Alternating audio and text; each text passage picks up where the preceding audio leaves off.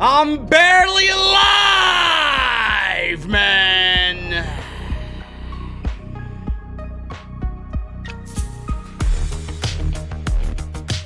Might as well put it on a shirt. I say it every goddamn week. This show sucks. This show sucks, man. This is a season premiere. This was a season premiere, bro. Oh my God, the foundations of WWE will change forever. What exactly changed? What exactly changed? Seriously, we got AJ Styles feuding with Matt Riddle. We got Otis dressing as the Big Fat El Grande Gordo, or whatever the hell they called him, feuding with The Miz and Morrison. Sheamus feuding with The New Day. Randy Orton and Drew McIntyre. And then Bray Wyatt absolutely destroys Retribution to a point where they shouldn't even exist anymore.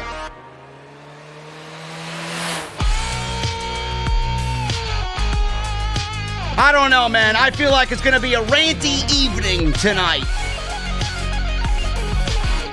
This is the Monday Night Raw post-show. And this is the number one podcast in the entire IWC. You know it, man. This is Off the Script.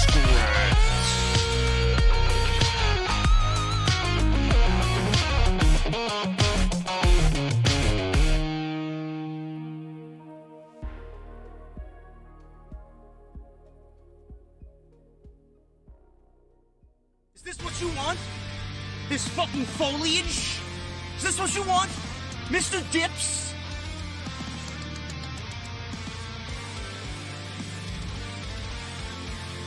Is this what you want?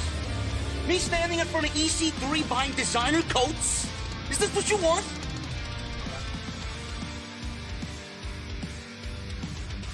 Me sitting in some hipster hotel in Williamsburg, Brooklyn, fluffing pillows? Is this what you want? I don't believe this. This graffiti art, the hotels, avocado toast. All I want is a fucking Guinness. An ice cold Guinness. What the hell does that mean?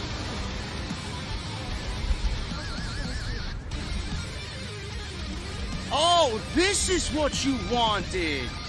This is your Monday Night Raw review right here on Off the Script. What is going on, guys? Thank you so very much for joining me right here on the Off the Script Monday Night Raw post show. This is your season premiere of Monday Night Raw. It is the Hell in a Cell Go Home show. And I wanted to do nothing but go home. I was actually home watching this show. I wanted to be anywhere but watching Monday Night Raw. And the only reason why I watch Monday Night Raw is because of you guys in the chat right now. We got 1,000 deep in the chat. WWE operates 52 weeks out of the year. And they are the only clowns in the circus who want to tout, hey, we got a season premiere. Now, correct me if I'm wrong, season premieres, and we went over this on SmackDown, season premieres are supposed to garner in a new era. They're supposed to freshen things up. They're supposed to take things into new directions. They are supposed to just give you this sense of new. And after the WWE Draft, all WWE did was tout that this will change the landscape of WWE forever. And what exactly did we get on Monday Night Raw, folks? We got absolutely nothing that made you excited about Hell in a Cell. Nothing. Absolutely nothing. In fact, the only things exciting at Hell in a Cell are happening on Friday night with Roman Reigns, Jey Uso, Sasha Banks, and Bayley. Everything on Monday Night Raw, I mean, nobody gives a single shit. Look at the card for Hell in a Cell. JD, what card? Exactly, what card? WWE has nothing planned for Hell in a Cell. 3 matches, and then tonight, they added Jeff Hardy versus Elias at Hell in a Cell. Now, I get that WWE just does not meddle in long-term booking. But my God, man, if you want me to take Hell in a Cell and anything you do at that show seriously, then you should have already been prepared to give us an actual pay-per-view. Where did WWE's attention go? What have they been doing all these weeks? We came out of the last pay-per-view. You would think 5 weeks is enough to build for a fucking pay-per-view. Apparently not. Apparently not. Bruce Pritchard is too busy gargling Vince McMahon's balls, and whoever else is on Vince McMahon's side on his circus, they're doing nothing but scratching his ass and tickling his left testicle. But they can't get to it because it's so deep in Bruce Pritchard's mouth. This show offered nothing new. Nothing new. I am dumber for watching this show tonight. And you all wasted your fucking time. Yet there'll be some geek in the community who tries to make right, who tries to make sense of all that happened tonight. Here's a clue, geek. You can't make sense of things that just don't make sense. Stop trying. When WWE shows you that they don't care, I and you will not care. Will not care. What do we get tonight? We got Big E on SmackDown feuding with Sheamus, right? That was put to bed. That was put to rest on Friday night. What does WWE do tonight? They put Sheamus against Kofi Kingston. So, pretty much, the landscape, all it did was take SmackDown feuds and put them on Raw. What else did we get tonight? Oh, yeah, that's right. What did we see last? Keith Lee versus Braun Strowman. Woo! Woo! Braun Strowman. Braun Strowman. Braun Strowman. That's exactly what happened. There you go. We're live, and that's exactly what happened. Braun Strowman. They put him against Keith Lee. They put him against Keith Lee. And what happened? Keith Lee loses in 3 minutes. Keith Lee loses in 3 minutes. That's exactly what happened. Braun Strowman. Braun Strowman. There you go. The Strowman Express made JD fall out of his fucking chair. There's a moment for off the script, man. Go ahead. Keith Lee, ever since he came up to Monday Night Raw, the guy has been absolutely buried in every sense of the word. He's had his theme music changed. They put a fucking, what did they put on him? They put a strap on him. They put a new top on him. They don't want to wrestle, or they don't want to have him wrestle without a shirt on. And then they put him in a feud with Randy Orton. Then they put him in the WWE Championship title picture. They put him against Randy Orton again. And then all of a sudden, they take him out of the WWE Championship picture, and they feud him with Braun Strowman. Now, what exactly did they do? They went to a DQ the first time, and then in typical WWE fashion, they do 50-50 booking. So why exactly is Keith Lee on Monday Night Raw feuding with Randy Orton, beating him in 8 minutes, and then losing to Braun Strowman in 3 minutes? Why is that? This is the great plan that you had for Keith Lee. I can't imagine WWE having all these plans and Vince McMahon being big on Keith Lee for him to go to Monday Night Raw and fucking lose to somebody who is as irrelevant as Braun Strowman. Unreal. And then when people tell me, oh, well, you got to be patient about Keith Lee. You got to be patient about Keith Lee. Be patient about what? This guy was a North American and NXT champion. This guy was on top of the fucking world in NXT. And then you want to put him on Monday Night Raw to feud with Braun Strowman. Folks, that is anything but long-term vision for Keith Lee. Fucking ridiculous. Fucking ridiculous. Then they got the Women's Tag Team Championships. Shayna Baszler and Nia Jax. We got Shayna Baszler and Nia Jax having an open challenge tonight. And all of a sudden, we got all these different teams coming out. We got Peyton, Royce, and Lacey Evans. We got Mandy Rose and Dana Brooke. And then we got the Riott Squad. The Riott Squad, correct me if I'm wrong, folks. The Riott Squad was drafted to SmackDown.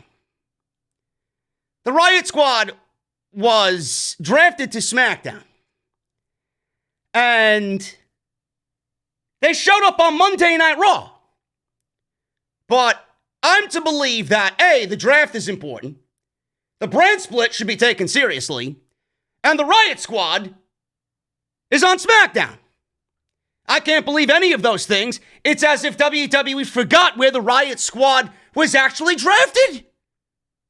And then we have Otis dressing as El Grande Gordo, or whatever the fuck they named him. The Big Fat is what they named him in Spanish. I had to look it up. I don't speak Spanish. This guy comes out dressed in a lucha mask.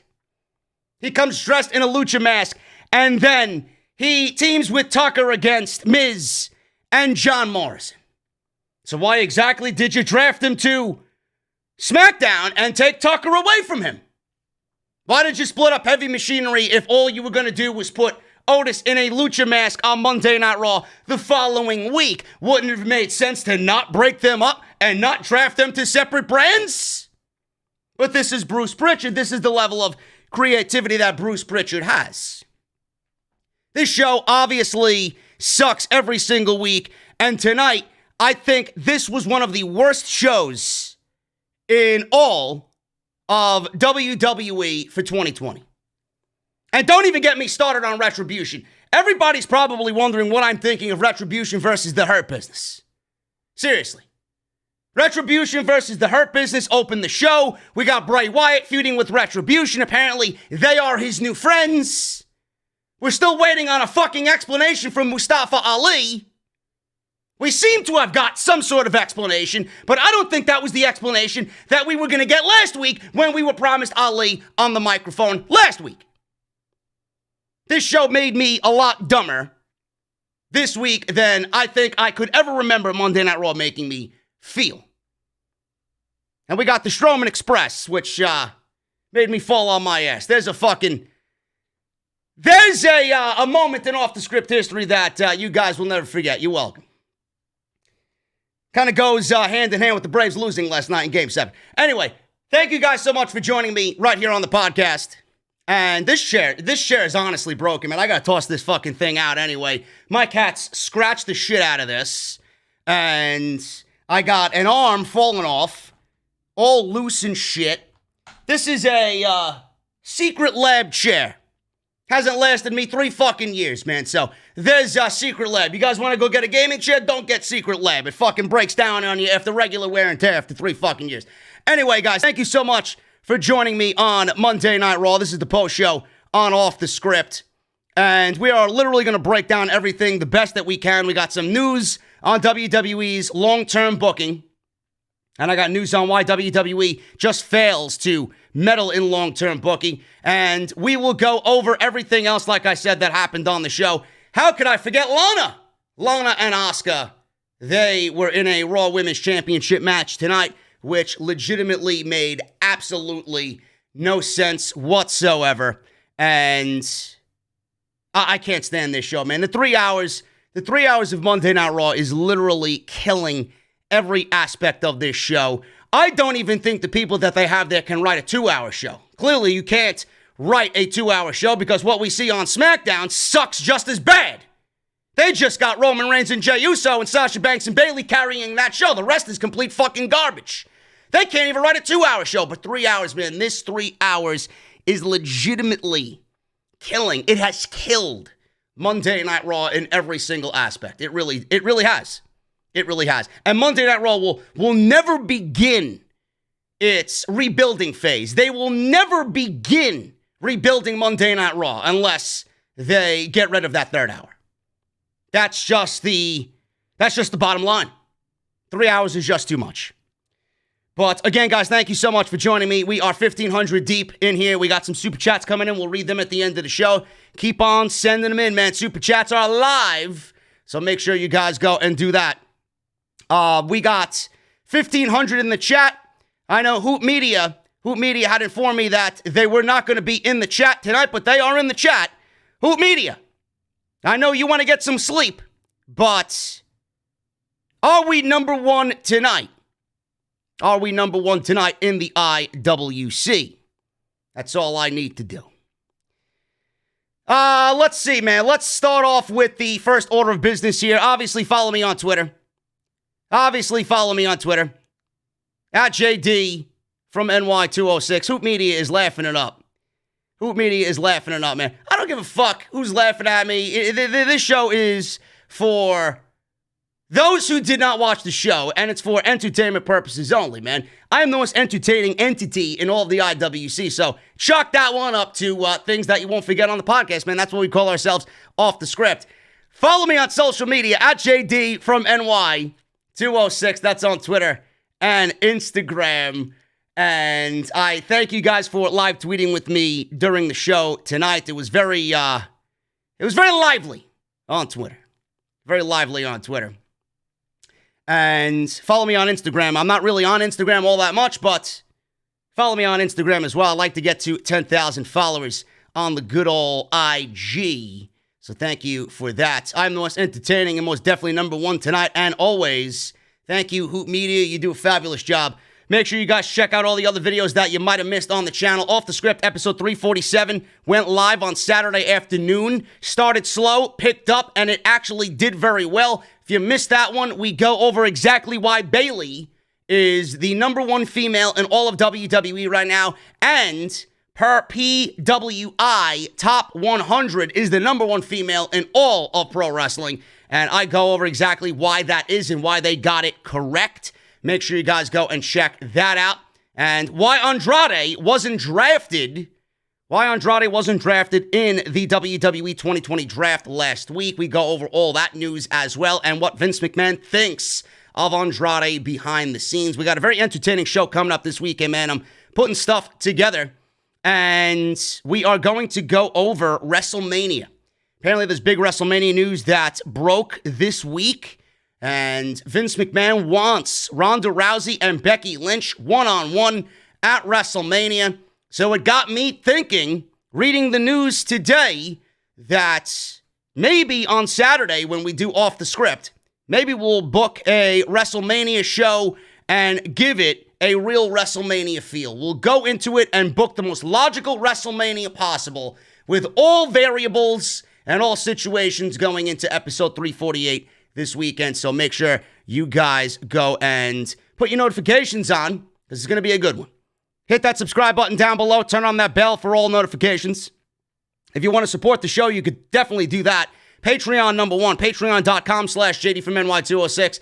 Always a great way to support. It's always there if you guys want it. Never an obligation. It's always there if you want to show your extra appreciation to what I do here. If you guys want to send in your super chats, that's also a great way. Tell me how much of a fucking asshole I am for falling out of my chair. And if you guys want to, you can certainly do that as well. Bonfire, another great way. Get your t-shirts, bonfire.com. Get your JD is NEGAN t-shirts. All the official merchandise of Off the Script is on Bonfire exclusively. And you guys can go and get your masks, mouthmasker.com. That is mouthmasker.com/OTS. They got the new black masks in stock. Great, great, great for yourself, or great as a gift as well. We're going to need them, so make sure you guys go and pick them up. And today's podcast is sponsored by my great friends over at Blue Chew. BlueChew.com. Use code JD at checkout for a free sample of your Blue Chew. After a show tonight, you're definitely going to need more than one Blue Chew. So we will go over Blue Chew and talk about Blue Chew, my friends over at Blue Chew, in just a little bit later on in the show.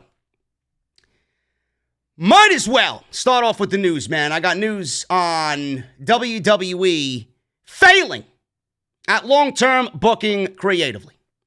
Now, we all know that long-term booking does not exist in the vocabulary, in the mentality of WWE, in the minds of Vince McMahon, in the minds of Bruce Pritchard. They do not exist. In NXT, they used to exist. And now all of a sudden, Triple H and company in NXT have adopted a main roster mentality where it's week-to-week booking.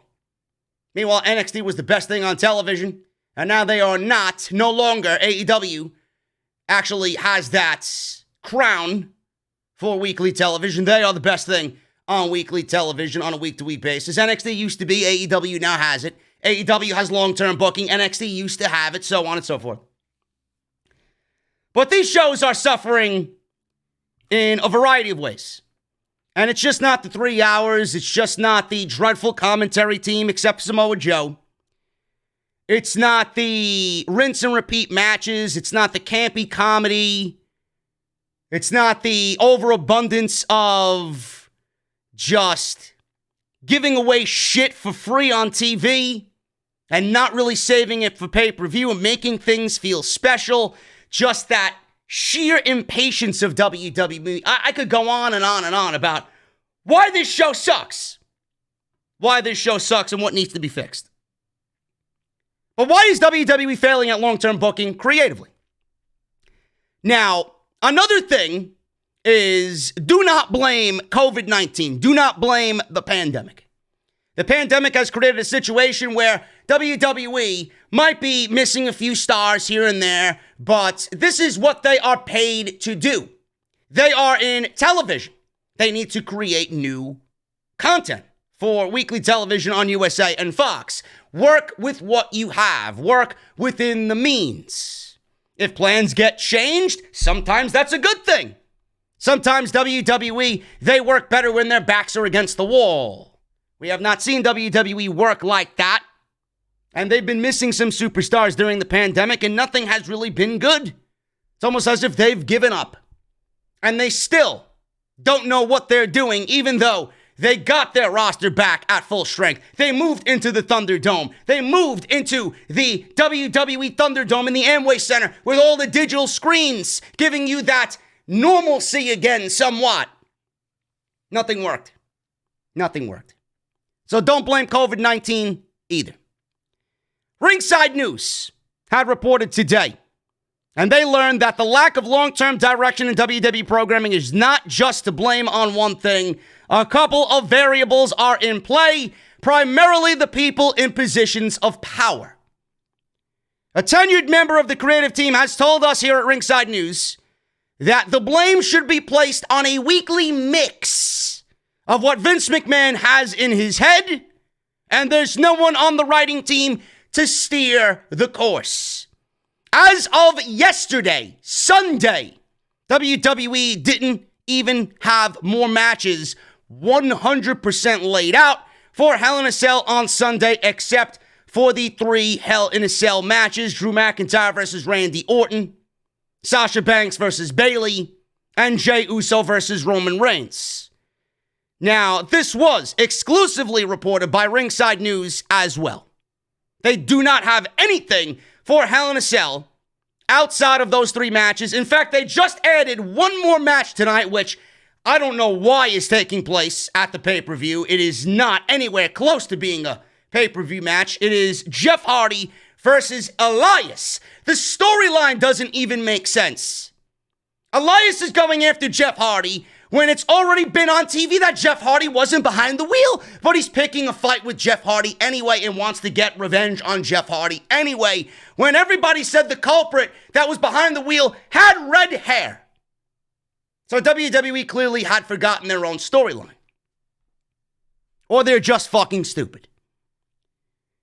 Now, Ringside News was also told, listen to this one. Ringside News was also told that Bruce Pritchard, quote unquote, doesn't drive a strategy. So why the fuck is he there? If Bruce Pritchard is the executive director of Monday Night Raw, isn't he supposed to drive the strategy? Isn't he supposed to drive the storylines and give ideas? Go back and forth with creative on ideas? This doesn't work. Maybe this works. Oh, that's a great idea. We'll use that. He doesn't do anything. He doesn't do anything at all. This is why I pick on Bruce Pritchard so much. It's fucking ridiculous. Bruce Pritchard doesn't drive a strategy. Instead, listen to this. Instead, he reacts to whatever Vince McMahon dictates without asking important follow-up questions for clarification. So you guys want a more simplistic description of what that means. He reacts to whatever Vince McMahon dictates without asking important follow-up questions for clarification. So what that means is Vince McMahon is sitting there and he's pretty much telling Bruce Pritchard what to do on the show. Bruce Pritchard doesn't really ask questions. He doesn't follow up. He doesn't go back and forth with Vince. You know, Vince, this doesn't work. This doesn't really seem like it's logical. Let's go this direction. This is how it should be planned out. In the broader spectrum of things, this is just Vince McMahon dictating exactly what Monday Night Raw should be, and the use of the creative team is irrelevant. It's non-existent.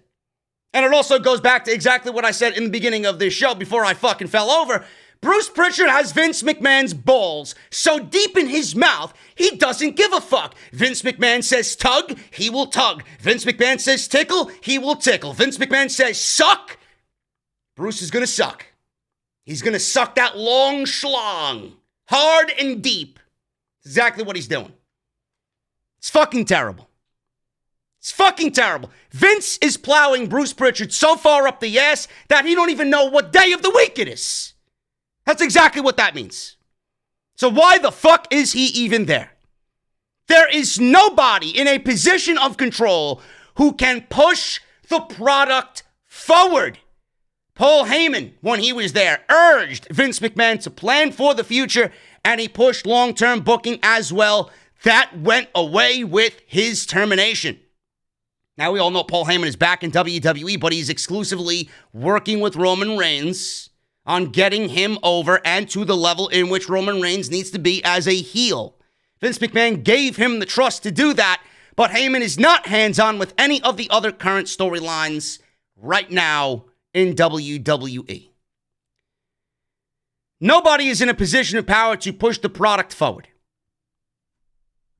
So what this means is that Bruce Pritchard is absolutely nothing more than a yes man, and Vince McMahon absolutely is ruining the fucking product week in and week out.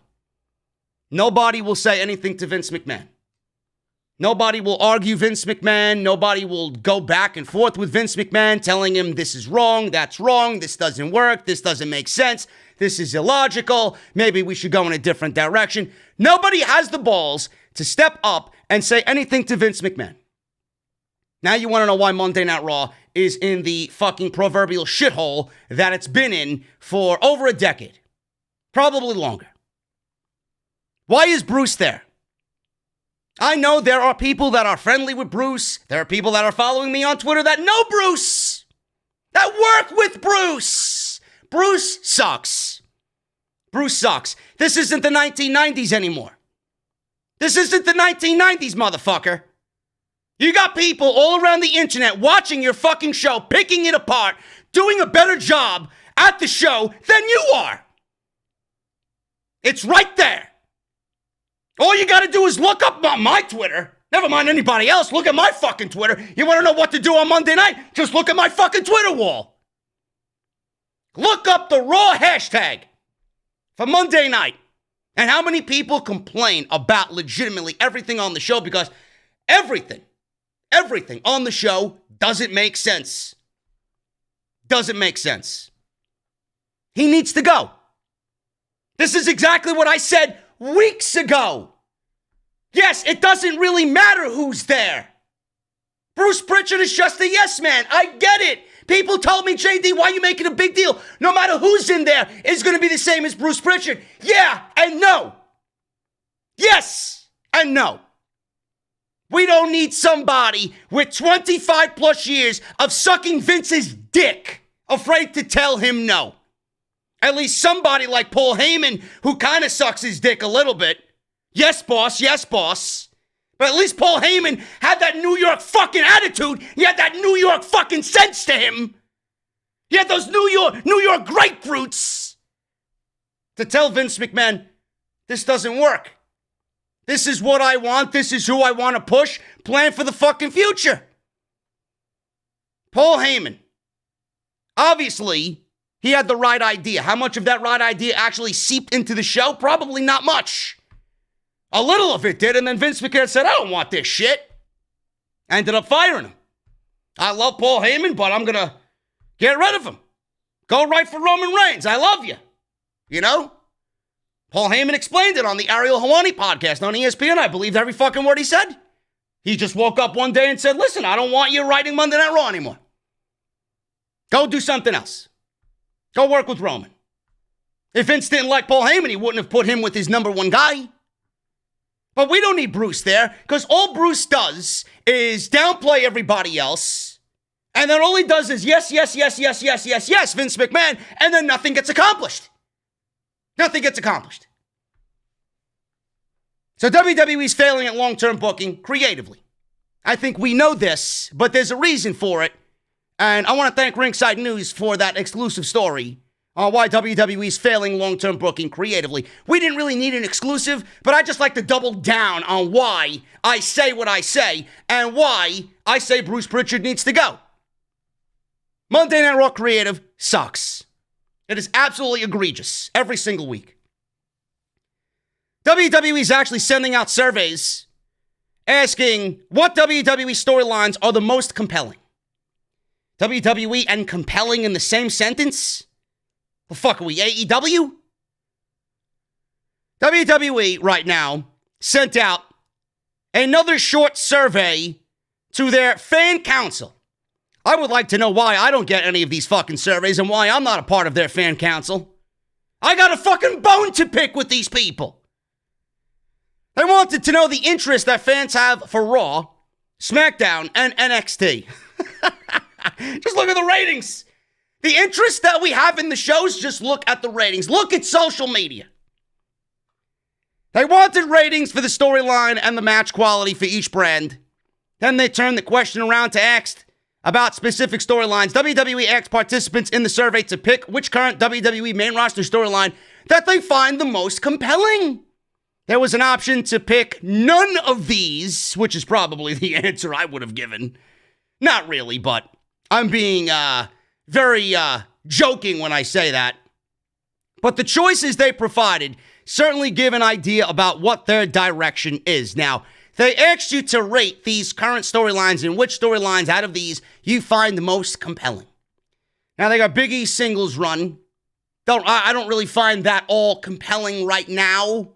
Maybe around the Royal Rumble, being that he's probably going to be an odds-on favorite to win the Royal Rumble. Now, I wouldn't have Big E win the Royal Rumble. I would actually go with Daniel Bryan winning the Royal Rumble and having Daniel Bryan versus Roman Reigns, because I don't think we're getting Roman Reigns versus The Rock at WrestleMania. I don't think Big E is ready for WrestleMania and Roman Reigns. Not yet. I would save that for SummerSlam. Big E versus Roman at SummerSlam. Even though I'm booking Daniel Bryan to win the Royal Rumble, I don't even think anybody winning the Royal Rumble should take the title off Roman Reigns, because Roman Reigns has been that good. So it's compelling, but not yet. It's compelling, but wait till January. It's compelling, let's see if he wins the Royal Rumble. Then we might shift it into the next gear. The Street Profits versus Dolph Ziggler and Bobby, I shall not call him Robert Roode. Compelling. WWE's tag team division. Compelling. Jesus fucking Christ. Catastrophic is more like it. Compelling. Lars Sullivan. The only thing he finds compelling is women over the age of 40 doing yoga on Instagram. And then he finds it compelling to send dick pics via Instagram private messages. That's the only thing Lars Sullivan finds compelling. I don't think anybody in this fan council found anything about Lars Sullivan compelling. I'm just going to go out on a limb and say that. He's a freak, though. He's a freak. I'm not sure if you guys knew that. He's a freak. Lars Sullivan. Roman Reigns versus Jey Uso. Obviously, it's compelling. It's the best storyline on WWE television right now. And I'm very compelled to see what they do on Sunday at Hell in a Cell. Seth Rollins and Rey Mysterio. I don't find this compelling at all. I did at once on Monday Night Raw. Once upon a time I did, but not anymore. I think it's run its course for sure. And with Seth Rollins and Becky Lynch due to give birth in January, I see Seth Rollins going away for a little bit, and that might actually aid him on television. So Rey Mysterio, from what I read as of this week, he's about 99% ready to make an in-ring return. So we may see Rey Mysterio versus Seth Rollins at some point in the next month. And then Seth Rollins can go bye-bye and be with his wife as she gives birth. Congratulations to Seth Rollins and Becky Lynch. From JD.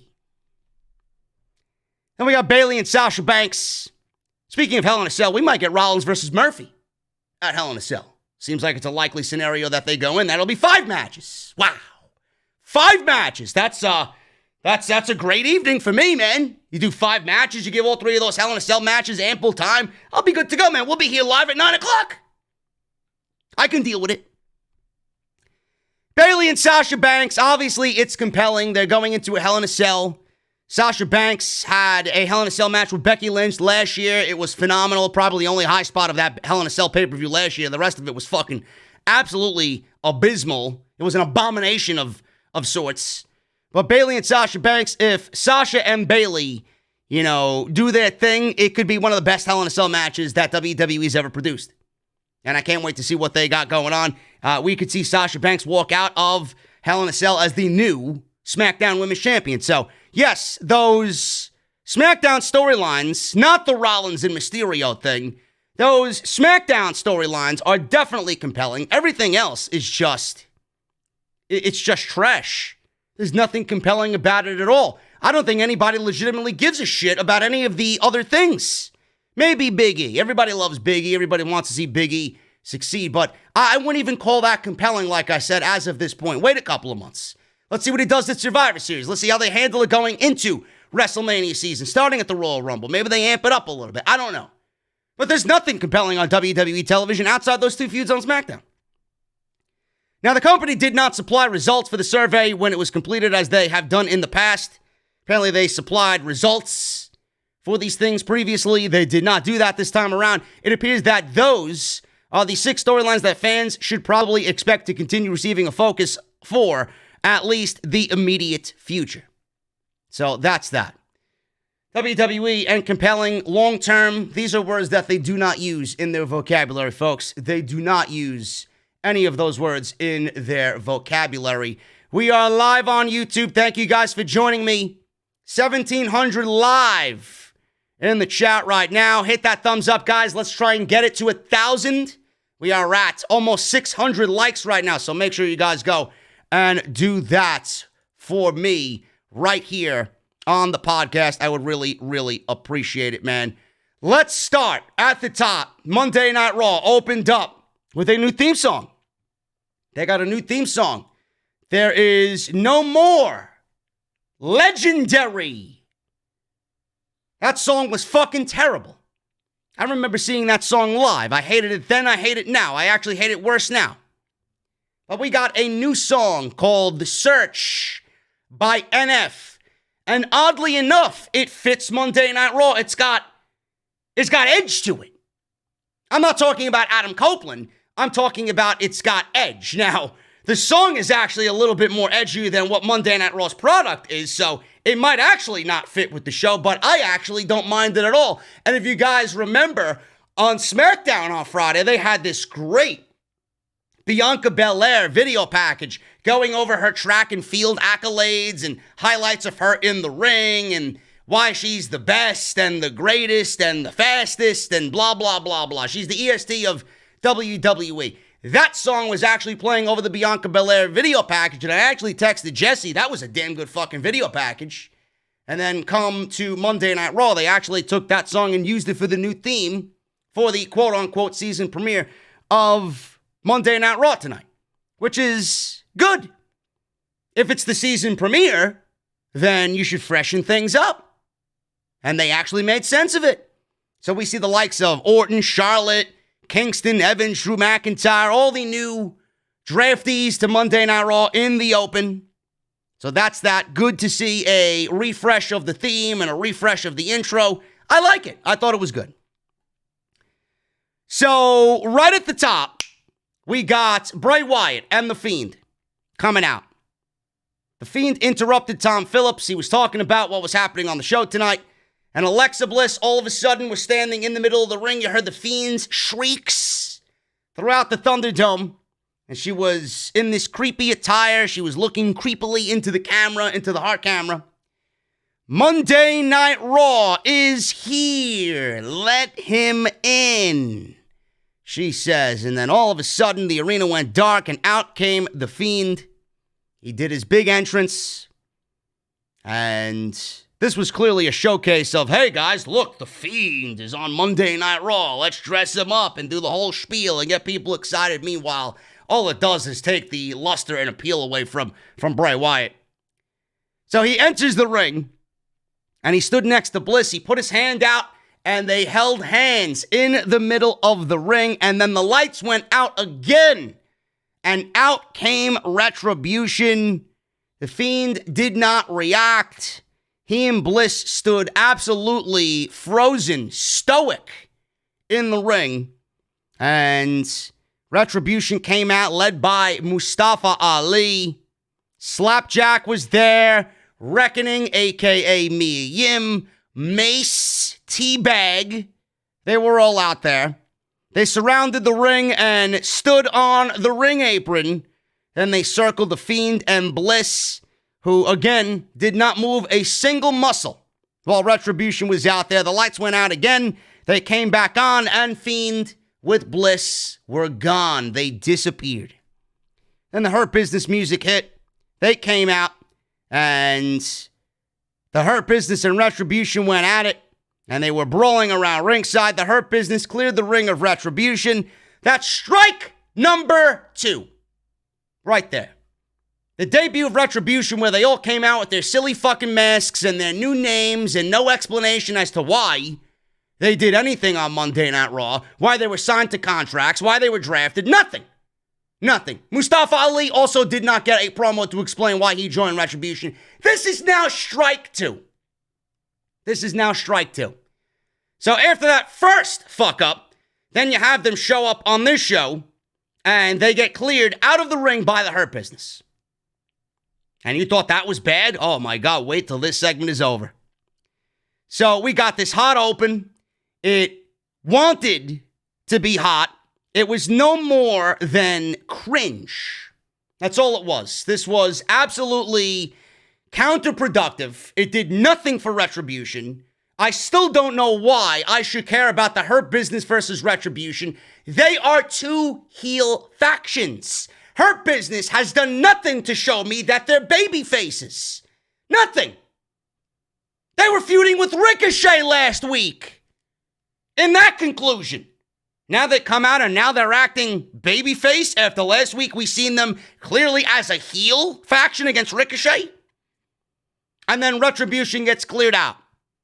The Hurt Business, yeah, they're cool, they're tough, they're legit. But Retribution is your new faction. They just appointed a new leader. Why are they on the receiving end of a beatdown? Why do they have their backs on the mat looking at the fucking spotlights is what I want to know. And I don't know what you guys feel about Retribution. Every time I see Retribution, I don't know what the fuck they are doing on television. Every time I see Retribution, I feel less and less about them being a threat.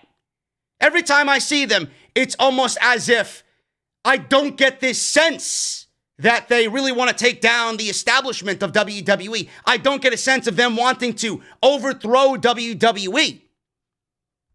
They've done nothing of anything to give me an impression that they want to take down WWE. And if that's the case, then you're pretty much abandoning the entire storyline. They've shown you absolutely nothing in the shape or form of them wanting to take down upper management. So why the fuck are they here? Why should you care? But this is not a good look for them. This is not a good look for them. So we got this match, Retribution with Ali, Slapdick, Mace, and Teabag versus Hurt Business, MVP, Bobby Lashley, Cedric Alexander, and Shelton Benjamin. So T-Bar and Lashley were going at it. Shelton and Mace went at it. Shelton had some nice offense. He had a nice German suplex release on Mace. Mace is a big guy. Theo Madden's a big guy. Nice German suplex by Shelton Benjamin. Lashley tagged in. He cleared the ring and ring apron of all Retribution. He gave Mace a spine buster. He speared Teabag, made the cover. Ali broke up that cover. Ali then started to beg off as Lashley started to get angry and approach him. And then Teabag, grabbed Lashley from behind. Lashley reversed whatever Teabag was going for and applied a hurt lock. And get this, folks, Teabag tapped out. Teabag quickly tapped out. Dominik Dijakovic tapped out to Bobby Lashley. Strike 2.5. So, Bruce and Vince, remember when I talked about long-term storytelling and long-term vision? Clearly, it's not in WWE's cards. Clearly, it doesn't exist. We got an impromptu. An impromptu, I guess it was impromptu. I don't know if this was, decided upon before the show. I don't know if this was a match made before the show. Maybe it was, maybe it wasn't. I don't really give a shit. I don't give a fuck what they announced before the show. I don't care. But the Survivor Series is legitimately a month away. And you're giving away a potential Survivor Series match on Monday Night Raw. Why? Why? Retribution should have been built up as a dominating group to a point where they appoint somebody in the WWE to take them down. They've done nothing to take down upper management. They haven't destroyed a single fucking piece of property inside the WWE Thunderdome. All they do is come out, the lights go out, and they got this creepy lettering showing up in the Thunderdome, and that's all they do. That's all they do. They spend more time getting their fucking ring gear specialized for themselves instead of actually trying to overthrow WWE. That's what they've done.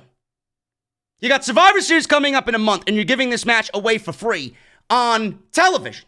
And then you have Retribution lose, and you have them tap out to Bobby Lashley. Why would anybody at all take these guys to be a serious threat from this point on if they've already lost?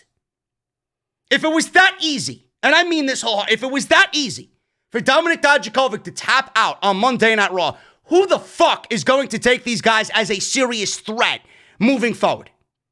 You legitimately abandoned everything Retribution by that one tap out by Dominik Dijakovic. Done.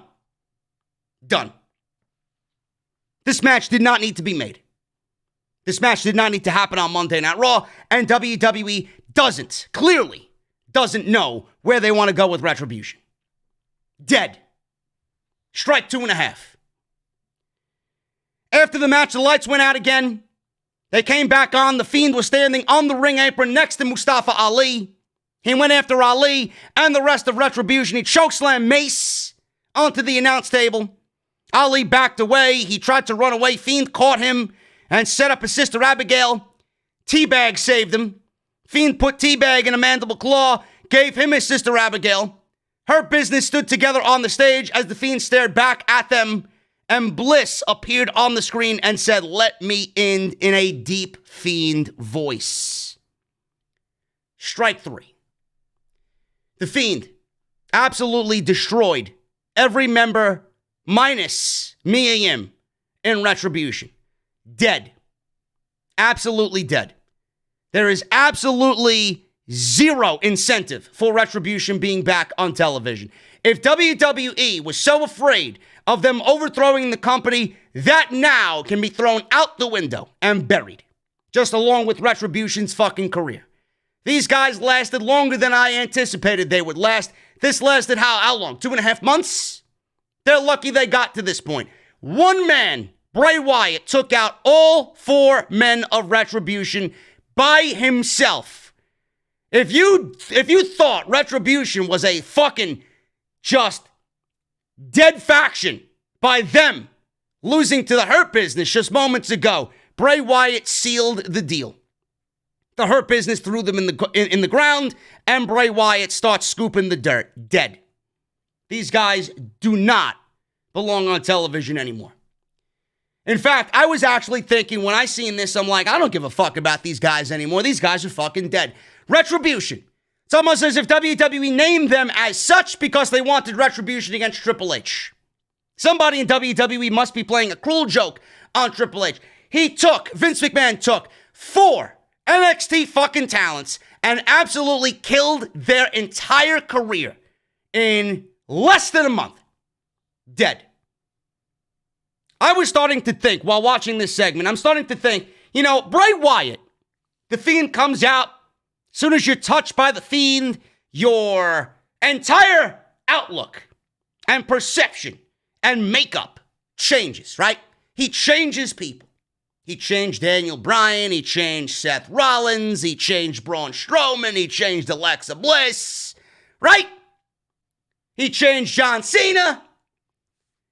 I'm thinking, how can we get ourselves out of this conundrum with Retribution? Because by the looks of it tonight, after this segment, it was almost as if WWE wanted nothing more to do with Retribution. They wanted to abandon the storyline. It's as if they just said, you know what, I give up. I don't want this anymore on TV. It was almost as if it was a write-off. So I'm thinking to myself, if Bray Wyatt touches somebody, they change. Maybe they all come to their senses and realize, hey, maybe we don't really belong in this faction. Maybe what we were thinking is foolish. And maybe we should be a part of the corporate machine and go about our normal lives. And T-Bar takes the fucking mask off. I am not T-Bar. I am Dominic Dijakovic. Mia Yim takes off the mask. I am not Reckoning. I am Mia Yim. Shane Thorne takes off his fucking Casey Jones Teenage Mutant Ninja Turtle fucking mask. I'm not sure if he's fucking dating April O'Neil or he's a fucking pro wrestler. I don't know. Takes off the mask. I'm not Slap Dick. I'm Shane Thorne. Dio Madden takes off his fucking mask. And he says, I am not Mace. I am Dio Madden.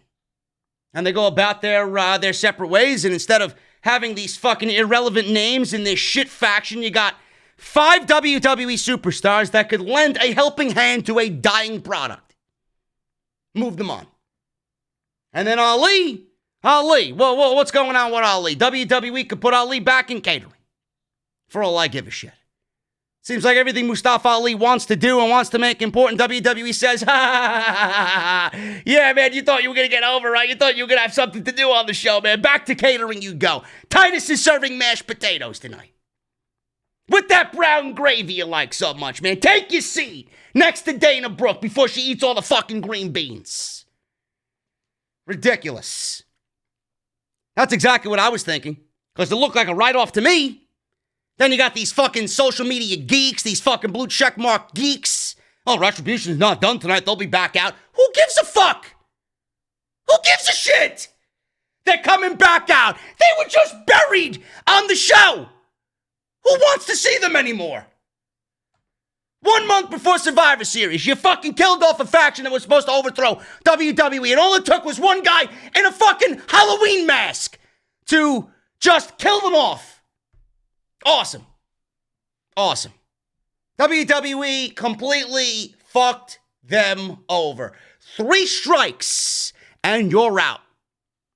Good luck. Good luck getting people to care. AJ Styles. He made his ring entrance with the big as a fucking skyscraper ninja that was following Akira Tozawa around, the bodyguard outside of the now canceled Raw Underground. Now, I know I'm going to fuck up his name. Jordan O'Mugbahen. That's his name. I don't know how tall he is. He's got to be at least 7 foot something. 7'6", 7'7". Who the fuck knows how tall this guy is? This guy standing next to AJ Styles, he makes AJ Styles look like a fucking toddler standing next to him. So Phillips called this guy a huge human being. Styles congratulated Raw on finally drafting a true leader. Yes, AJ Styles has hired Shane's doorman. He dissed on Seth Rollins. That's got to be a fun gig, AJ, man. It's great to diss on Seth Rollins. He dissed on Seth Rollins with his quote-unquote Messiah complex spewing about the greater good. He took a dig at Jeff Hardy for stumbling around. Said the real redemption of Raw was his return to the red brand. He said, this is much more than a season premiere of Raw. It is a new era that belongs to the face that runs the place. And out comes Matthew Riddle. Matt Riddle. So we got AJ Styles with this huge human being, Shane McMahon's doorman, versus Matt Riddle. You know, I thought the draft was supposed to give us new. So the first two matches on this show were nothing more than reruns. We got the Hurt Business versus Retribution. They've been in the ring now twice in the last month. Good luck getting that over at Survivor Series and making me give a shit, Bruce. Then you got AJ Styles versus Matt Riddle. We've seen this how many times on SmackDown? Now you're bringing it over to Monday Night Raw? Did Monday Night Raw draft SmackDown storylines in the fucking draft? I would love to know. Maybe something new next week. The match was fine and went 9 minutes. A decent TV match. Nothing breaking any boundaries here between these two. Riddle was in control. Styles kicked Riddle as he was in midair for a Broton. Both guys were slow to get up. Riddle gave Styles a German suplex. Styles set up a Styles Clash. A couple of minutes later, Riddle dropped down to block it. He countered with a sudden fisherman suplex for a near fall. Riddle went up top. Styles knocked him off balance and went for a superplex. Riddle blocked it. Styles and Riddle stood on the top rope. Both knocked each other down. Riddle fell to the floor outside. The doorman, Shane's doorman, slowly made his way over to Matt Riddle, and he dwarfed Matt Riddle and made a fist at Matt Riddle. Matt Riddle, like a dumbass, was mesmerized by this guy. He was scared, ran back into the ring. Styles recovered quickly, caught Riddle coming into the ring, kicked him in the head, gave him a Styles Clash for the win, and Styles gets the win over Matt Riddle. So what did we accomplish here, folks? WWE killed 5 NXT talents, worse than they've ever killed any NXT talents in the open of the show. And WWE continues to bury Matt Riddle on their television programs.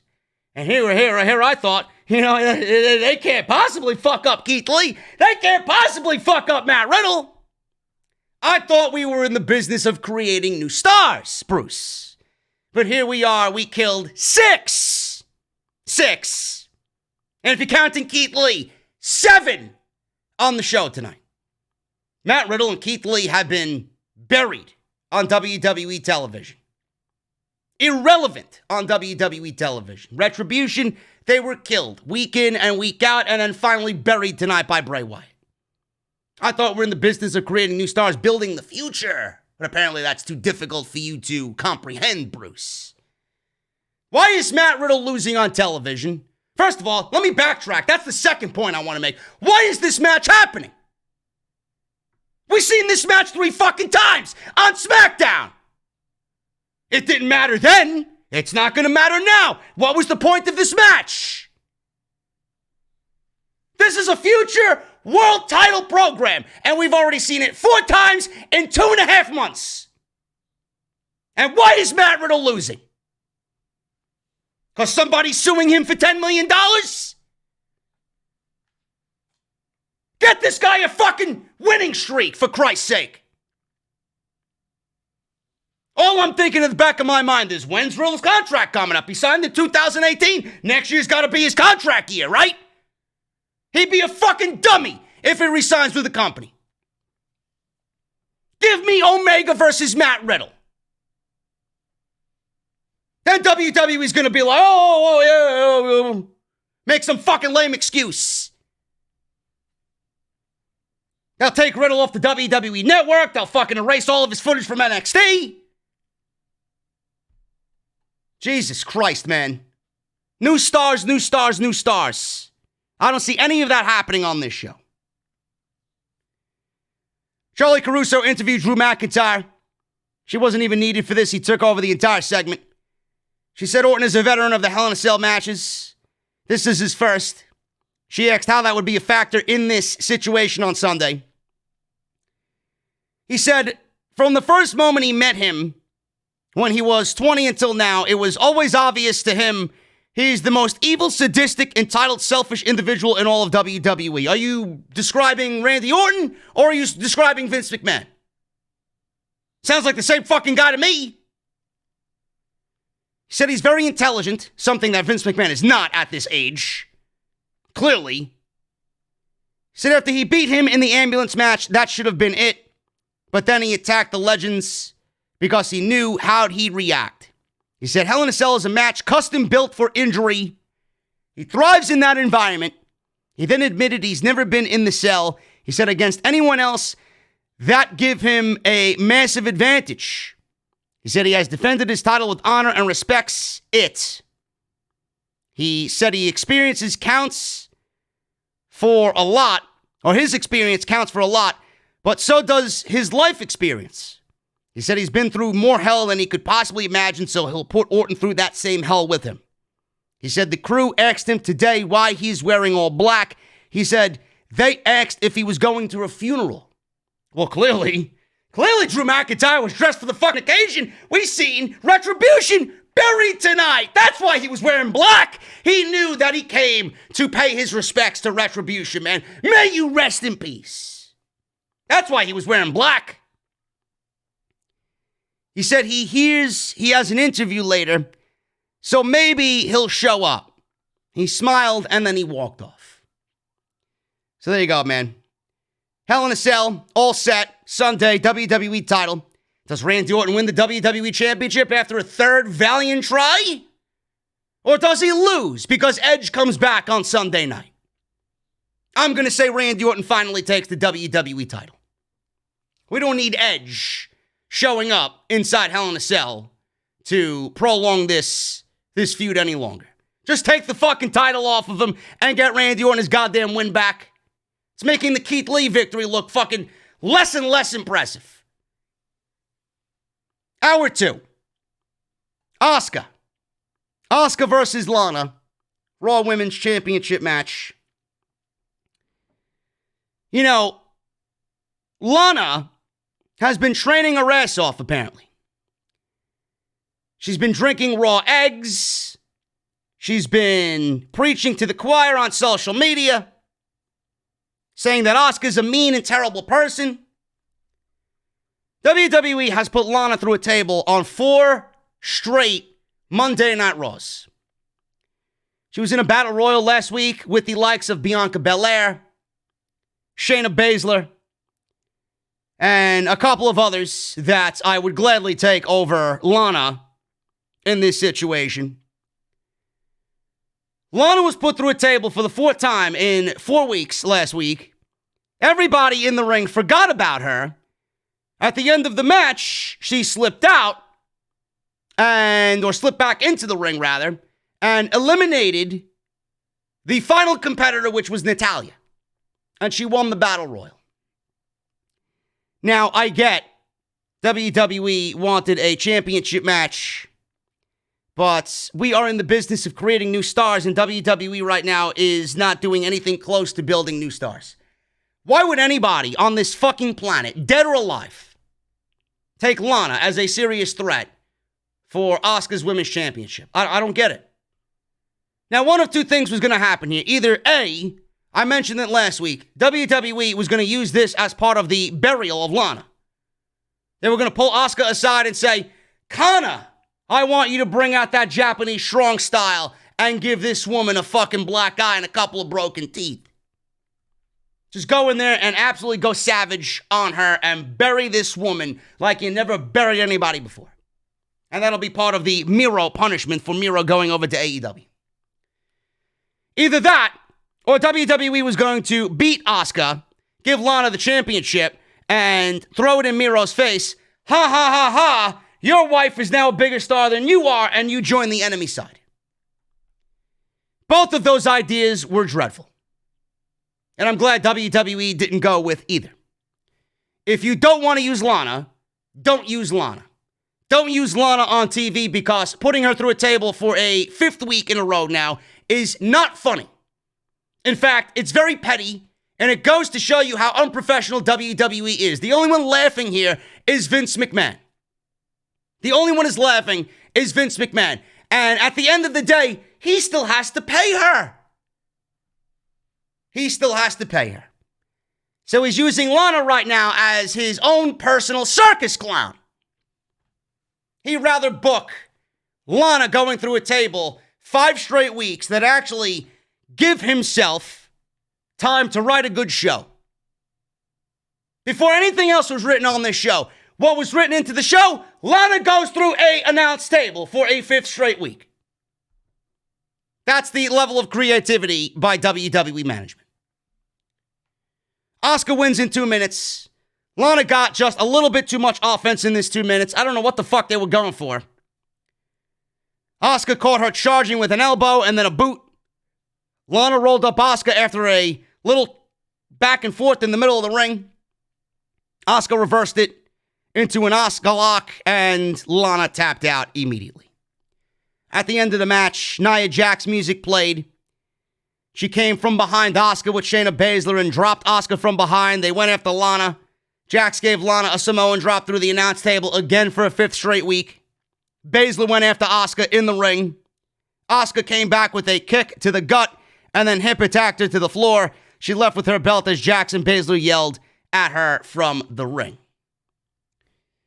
So we got the women's tag team champions now feuding with the Raw women's champion. If you want to do that, Bruce, I would recommend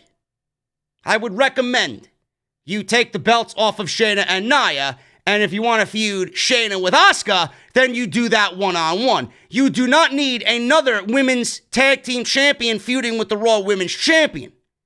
Now we're just going backwards again here. Same thing happened with Bayley and Sasha Banks. They were feuding with Asuka. Now you're doing the same thing with Asuka, Shayna, and Nia?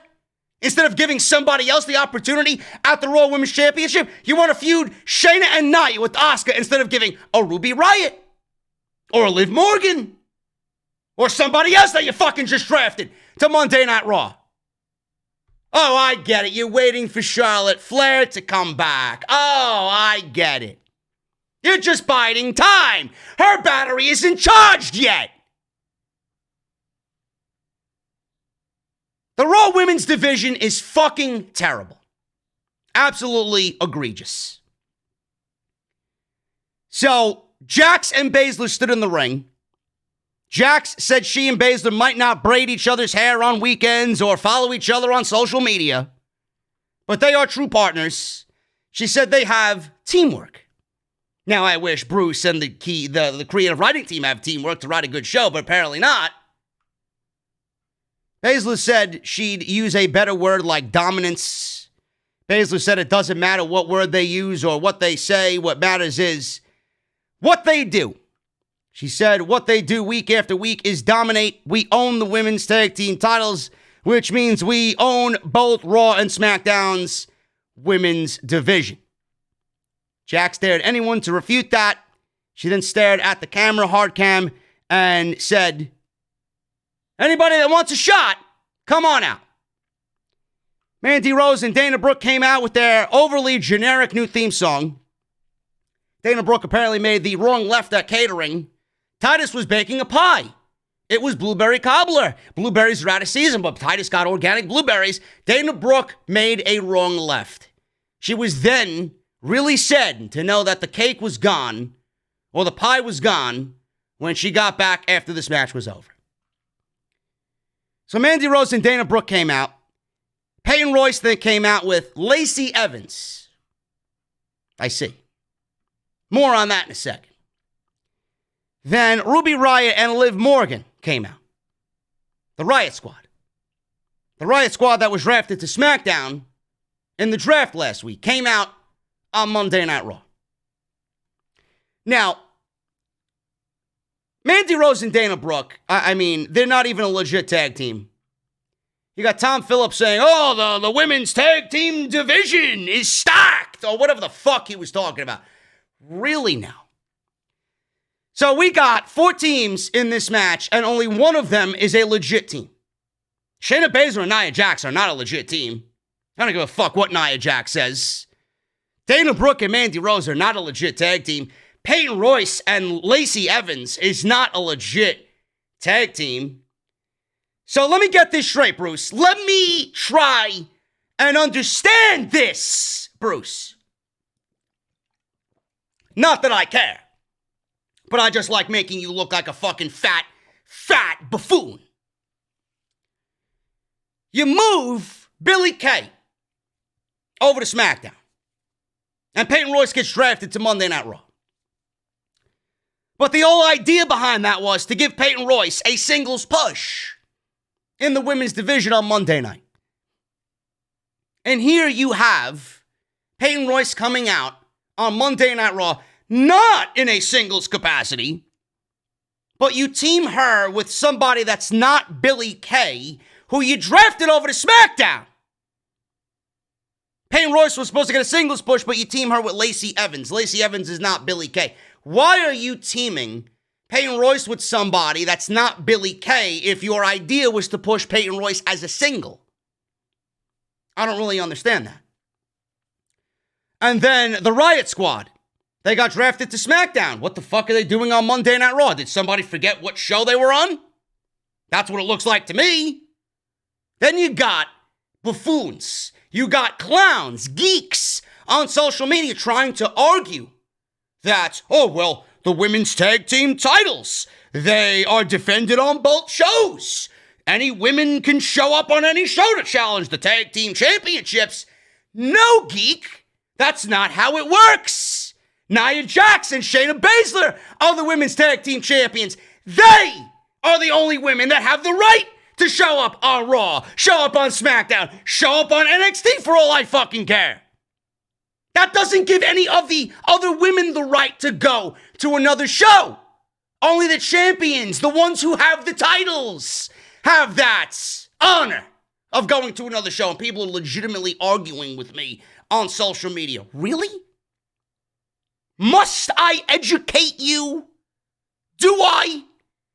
Do I have to work overtime to educate you, you fucking geeks?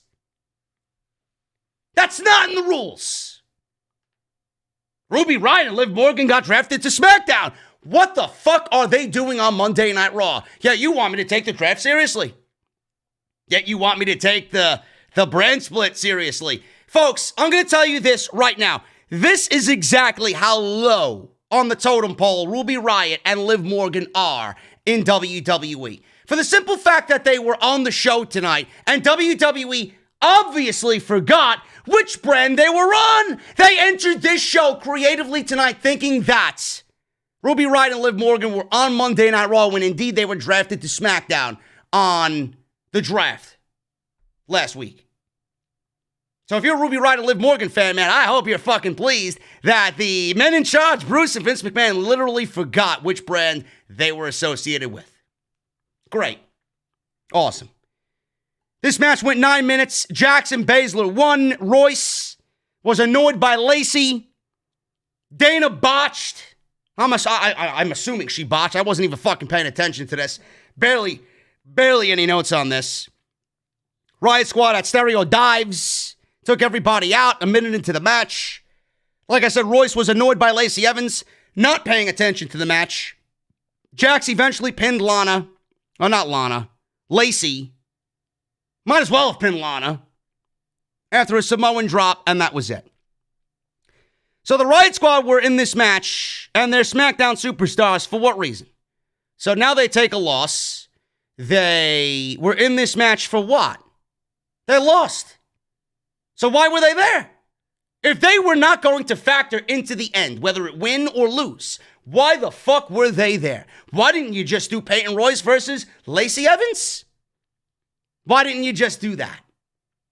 Because the only other women on the show, besides Lacey Evans and fucking Peyton Royce, that you could maybe think are a legit tag team are Dana Brooke and Mandy Rose. And even at the end of the day, they are not even a legit tag team.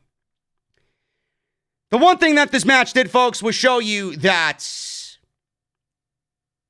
yes, Alrex, I'm going to dissect this bitch for 2 hours, bro, because I'm fucking hopped up on coffee and I got nowhere else to go, bro. The one thing that this match did was show you how absolutely terrible the women's division is SmackDown's no better, but how absolutely terrible the Raw women's division is. It's awful. It is absolutely terrible. If you think women's wrestling is great on the main roster, bro, what's great is how low of a fucking IQ you have. Your IQ is as low as this women's division. Elias, because fuck coming up with a new concept for Elias and a new gimmick for Elias, right? Or a gimmick tweak for Elias. Let's go have Elias go out there and have a rock concert. Let's go have somebody interrupt him. Same old shit. Elias was over with a fucking live audience. Elias in the Thunderdome, take him off my fucking television, man. It is absolutely fucking terrible. Terrible. He introduced himself. Who wants to walk with Elias? He's got a new album coming out. And he's going to play his first song for everybody live called Amen. Amen. Yeah, this show needs a fucking prayer, Elias. Amen. Amen. He said he hopes Hardy is watching really close. He then sang the whole song. He played some guitar. I wasn't sure if he was lip syncing or not. Looked like he was legitimately singing the song, but I really couldn't tell. Song is going to be available on Apple Podcasts and Spotify. I will not be listening. Said Elias seems really pleased with himself. Elias acted like the crowd wanted an encore, which clearly we did not. Clearly we did not, man. I was ready to pull the plug on this thing fucking 30 seconds in. Suddenly his guitarist was wearing a hood. And he had his back to Elias. Instead of playing some, yeehaw country, or whatever the fuck music Elias is classified as, this guy was playing some grungy riffs, right? This hooded imposter. He wasn't Elias's real guitar player. So he turned around, his hood was still on. He then pulled his face mask down, he pulled the hood off, and it was revealed to be Jeff Hardy. Jeff Hardy had an electric guitar. He swung the guitar at Elias. He knocked over the mic stand, and Elias got out of harm's way, and Elias retreated to the back. I'm not really sure what to think here. I still don't know why Elias is targeting Jeff Hardy. Jeff Hardy wasn't behind the fucking wheel. But I guess they have no other fucking decision with Elias. They have no other plans for Elias on Monday Night Raw. Hey, Jeff Hardy was in that storyline with Elias. Let's feud him with Jeff Hardy, and we'll just rewrite the entire storyline. So it doesn't make sense on Monday Night Raw. Maybe he should be feuding with fucking Sheamus. Instead of Sheamus going after the fucking New Day, maybe Elias should be feuding with Sheamus. He was the one who fucking perpetrated the entire thing. No, but I'm the fucking dummy. Miz and Morrison, they talked about saving Mandy and sending her to Raw. And Miz said he's going to win his court case against Otis eventually. Tucker showed up and said they're trying to ruin his buddy's life. He said he used his pull with USA Network to send Mandy to Raw, Mandy and him, to Monday Night Raw. He's trying to drain Otis's bank account by suing him and extending the court case. Said he's going to find a partner and ruin their lives in a tag match tonight. Miz says he's just trying to restore some dignity to the Money in the Bank briefcase. They accepted the challenge and then laughed in an over-the-top way at Tucker, thinking he's going to scour the globe and find the tag team partner. Now, I don't really know why we have Tucker split from Otis. I really don't understand this. And I would like to think that WWE has a plan to take the fucking briefcase off of Otis, because all they've done is pretty much try to make sense of taking the fucking briefcase off of Otis, because they are now regretting giving him the briefcase. This is the worst the briefcase has ever looked in the history of Money in the Bank. This briefcase is in the same fucking category right now as R-Truth and the 24/7 championship. And if you don't agree with that, you're a complete fucking imbecile. The Money in the Bank briefcase usually is an easy out for WWE to weasel a storyline through 12 months out of the year with virtually doing no work and put over the next big guy that they deem ready for the main event and deem the next WWE or Universal Champion. And here we have fucking El Grande Fat Otis as the Money in the Bank briefcase holder. I pray to God that they take this fucking briefcase and they use it as leverage to get Mandy and Tucker back over on SmackDown, or Otis coming over to Raw. Whichever way they go, I don't fucking care. Just get them reunited. If it gets Mandy with Otis, if it gets Tucker with Otis, if it gets Mandy and Tucker with Otis. Get the briefcase away from Otis and give him Tucker. I am telling you right now, Tucker is more valuable to Otis than the briefcase is. Get it on Morrison. Get it on Miz. I don't give a fuck what they do with it. Nobody in this fucking triangle of garbage is going to win any sort of championship with that briefcase. Nobody's beating Orton. Nobody's beating Edge if he beats Orton for the WWE title, which looks to be the way that they're going. Nobody's beating McIntyre if by some hook or crook way he wins that match on Sunday at Hell in a Cell. Nobody is beating anybody. Nobody. Miz, Morrison, Otis, they're not being champion going into next year's WrestleMania. It's not happening. So you might as well just get the fucking briefcase off of Otis, put it on the Miz, and wash your hands clean of this shit. And try again next year. Maybe next year you'll book a serious Money in the Bank fucking ladder match. I don't believe I'm going to say this. I would have rather the fucking briefcase be on Baron Corbin instead of having it on Otis all this time doing absolutely nothing with it. Fucking terrible. Before we get on to the next segment, guys, I got to shout out my great friends over at Blue Chew, man. How many of you guys watching me right now? We got 1,800 people deep in this chat. How many of you guys watch me on a weekly basis? How many of you guys have wives or girlfriends knowing that you listen to me, walk in on you, watching me rant about Monday Night Raw? How many of you guys have that situation going on? One in the chat right now. One in the chat right now if you have a wife or a girlfriend knowing that you watch me rant about pro wrestling. If that is the case, I know a show like this tonight has left you completely unmotivated. And I know your fucking wife and I know your girlfriend absolutely can't stand me, bro. Can't stand me. My boy, Big Hodge, Jason, shout out to Jason. His girlfriend couldn't stand me. He listened to me every morning, man. He gets up at the crack of dawn, listens to what I do. And he's listening to me in the house, and he's like, I don't know how you can listen to this fucking asshole yelling about pro wrestling. Then she met me. We went out to dinner a couple of times, and now she sees JD for JD. Shout out to Big Hodge. But I know this show left you unmotivated, man. And that's why we're here tonight with Blue Chew. BlueChew.com. Now you can increase your performance in bed and get that extra confidence where it counts. BlueChew.com. It brings you the first chewable with the same FDA-approved active ingredients as Viagra and Cialis. You guys can take them anytime, day or night, even on a full stomach. And since they are chewable, they work up to twice as fast as a pill, so you guys can be ready whenever that opportunity arises, even after a terrible Monday Night Raw like we see in tonight. If you guys can benefit from more confidence where it counts, Blue Chew's for you, man. Blue Chew's the fast and easy way to enhance your performance. Prescribed online by licensed physicians.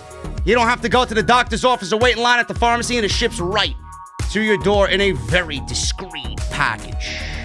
They're made in the USA, and since Blue Chew prepares and ships direct, they're cheaper than a pharmacy. And best of all, there's no more awkwardness, guys. Special deal for everybody listening to the show tonight. BlueChew.com. Code JD at checkout. Pay $5 shipping and handling. You guys get a free sample on me. Once again, that's BlueChew.com. Code JD. It's the better, cheaper, and faster choice. And I want to thank them for sponsoring the Monday Night Raw post show right here on Off the Script. Somebody put 2 in the chat. I'm sorry, bro. Joaquin put 2 in the chat. I'm sorry, bro. You got to go on Tinder and find yourself somebody, man. Then maybe you can join the ones in the chat. I don't know. New Day were in the ring. They were dancing and doing their New Day thing. Kofi said this is the first time in nearly 4 years that they are their Raw Tag Team Champions. They sang and did their hip swivel. Xavier said a lot has changed in a year. Xavier got hurt a year ago. 2020 has been a dumpster fire of a year. And they were drafted immediately to Raw away from Big E. Kofi calmed down and calmed Xavier down and told him to breathe. Then Sheamus came out and taunted Kofi and Xavier for being split away from Big E. Kofi said it was just Big E getting drafted. He's going to rule SmackDown and they're going to rule Raw. Sheamus called them 2 turds. It's exactly what I described this fucking script. A steaming pile of turd. 2 turds of the New Day, and they will get a bro kick, says Sheamus. You are divided, and divided you will fail. It's exactly what happens to the creative team, because it's the creative team and Bruce and Vince. Divided, and then divided you will fail. Which they do every single week. Kofi brought that up. And brought up Big E. Dropped him. And dropped his ass through a car on SmackDown. Xavier called to the ring, or he called Sheamus to the ring to be beat up by another member of the New Day, and then they sang New Day Rocks, and we got Sheamus versus Kofi Kingston. This match went way too long, and I don't really understand why it went as long as it did, because I don't really know what the importance of this match was. What did I say before? We drafted SmackDown storylines over to Raw. That's exactly what happened here. I don't really see how this is a season premiere when we're getting the same shit that we got on Friday. So Kingston wins in 13 minutes. Decent match. Sheamus is great. Sheamus deserves better. He deserves something else besides the New Day. Kofi went for Trouble in Paradise. Sheamus was on something else here. And they stumbled and fell. A little botch there. I don't know who was at fault there, but it was a little botch. Sheamus picked up Kofi, gave him an Alabama slam for 2, really slammed him down. And Sheamus lifted Kofi onto his shoulders and set up a big move off the second rope. I don't know what he was going for. Maybe a white noise off the top rope, I think. Kofi slipped free, gave Sheamus a Russian leg sweep off the top. Both crashed down. And Kofi scored a 2 count. Sheamus countered an SOS into a roll-up. Got a 2 count. Kofi took Sheamus down with a crucifix for a 2 count. Kofi then landed a Trouble in Paradise very quickly for a 3 count, and Sheamus loses again against a member of the New Day. Sheamus needs something new. Sheamus needs to go on some sort of winning streak in his own right. And I don't know how that's going to happen on Monday Night Raw, but Sheamus deserves better. Get him away from the New Day. We've seen this on SmackDown. Now we're seeing it on Raw. This is not going to really bring the viewers in, Vince. You know, trading storylines from SmackDown to Raw doesn't make a draft. So we got Sheamus losing there. And that was pretty much what we got there for that section of Monday Night Raw as we go into the 3rd hour. We got a Mustafa Ali promo. Retribution was back. Mustafa Ali was backstage with Retribution standing behind him. Ali said Hurt Business and Wyatt made a mistake, thinking his only strength was strength in numbers. His real strength was causing chaos. All he needed was a laptop or a cell phone or even a little secret. And with one click, he can make anyone's world come crumbling down. Ali sat at home over the summer because this corrupt company couldn't figure out how to make money with a guy named Mustafa Ali. But he didn't just sit at home watching. He watched all of the spineless wrestlers backstab each other just to get ahead while he learned their secrets. Ali admitted to being the hacker on SmackDown. Remember the SmackDown hacker? Several months ago during WrestleMania. That was me. That was me. He figured out that this sick place is infecting everybody with greed and corruption, and he wanted to expose the truth. Good individuals were being forgotten about and their dreams were being left behind, but he found them and united them. He promised them that their truth would be heard. He didn't care who tried to stop them. We will shut you down, is what Ali said here. Now, this was not an explanation as to why he joined Retribution. I didn't hear the words out of Ali's mouth. I joined Retribution because ... I joined Retribution because so-and-so ... I didn't hear anything like that. All we got was WWE realizing that, hey, we got these guys in masks, and we got Ali, and everybody knew Ali was the SmackDown hacker anyway, so this wasn't groundbreaking information to begin with. They figured, you know what? Now we got Ali in Retribution, and we got this storyline, which we kind of need a resolution for. We might as well tie them both in because they're somewhat oddly similar. So we'll just have Ali come out and announce that he's the SmackDown hacker. And we can move on from that storyline because we're not going back to that storyline. Then it was reported on Off the Script this weekend on episode 347. If you guys missed that, link is down below in the description of this very video. Go and check that out. I talked about why WWE made the decision, when WWE made the decision to put Ali in Retribution. And in fact, the idea for Ali in Retribution was not a long-term plan. Ali in Retribution was a plan as of 2 weeks ago. They came up with a plan for Ali in Retribution to lead Retribution 2 weeks ago. He showed up at the arena and said, and creative said, hey, or Bruce or Vince said, hey, you're going to be the new leader of Retribution. And that was it. That was it. So for any geek on social media thinking that WWE had long-term planning, I dare you to come at me and say, man, you complain about everything, man. You got to give it a chance, yada, yada, yada. No, I'm not giving anything a chance. This is not me giving WWE a chance. Ali was not planned to be the leader of Retribution. He was literally thought of in a 2-week span. WWE, if that is the case, did not have any plan to even reveal the SmackDown hacker. They just figured, well, Ali was the SmackDown hacker anyway. Now he's the leader of Retribution. This angle looks oddly similar to that one. We can tie up loose ends and get rid of one and move on with this one. So when someone asks, is this a long-term storyline plan for WWE? The answer is no. This is nothing more than WWE tying up loose ends.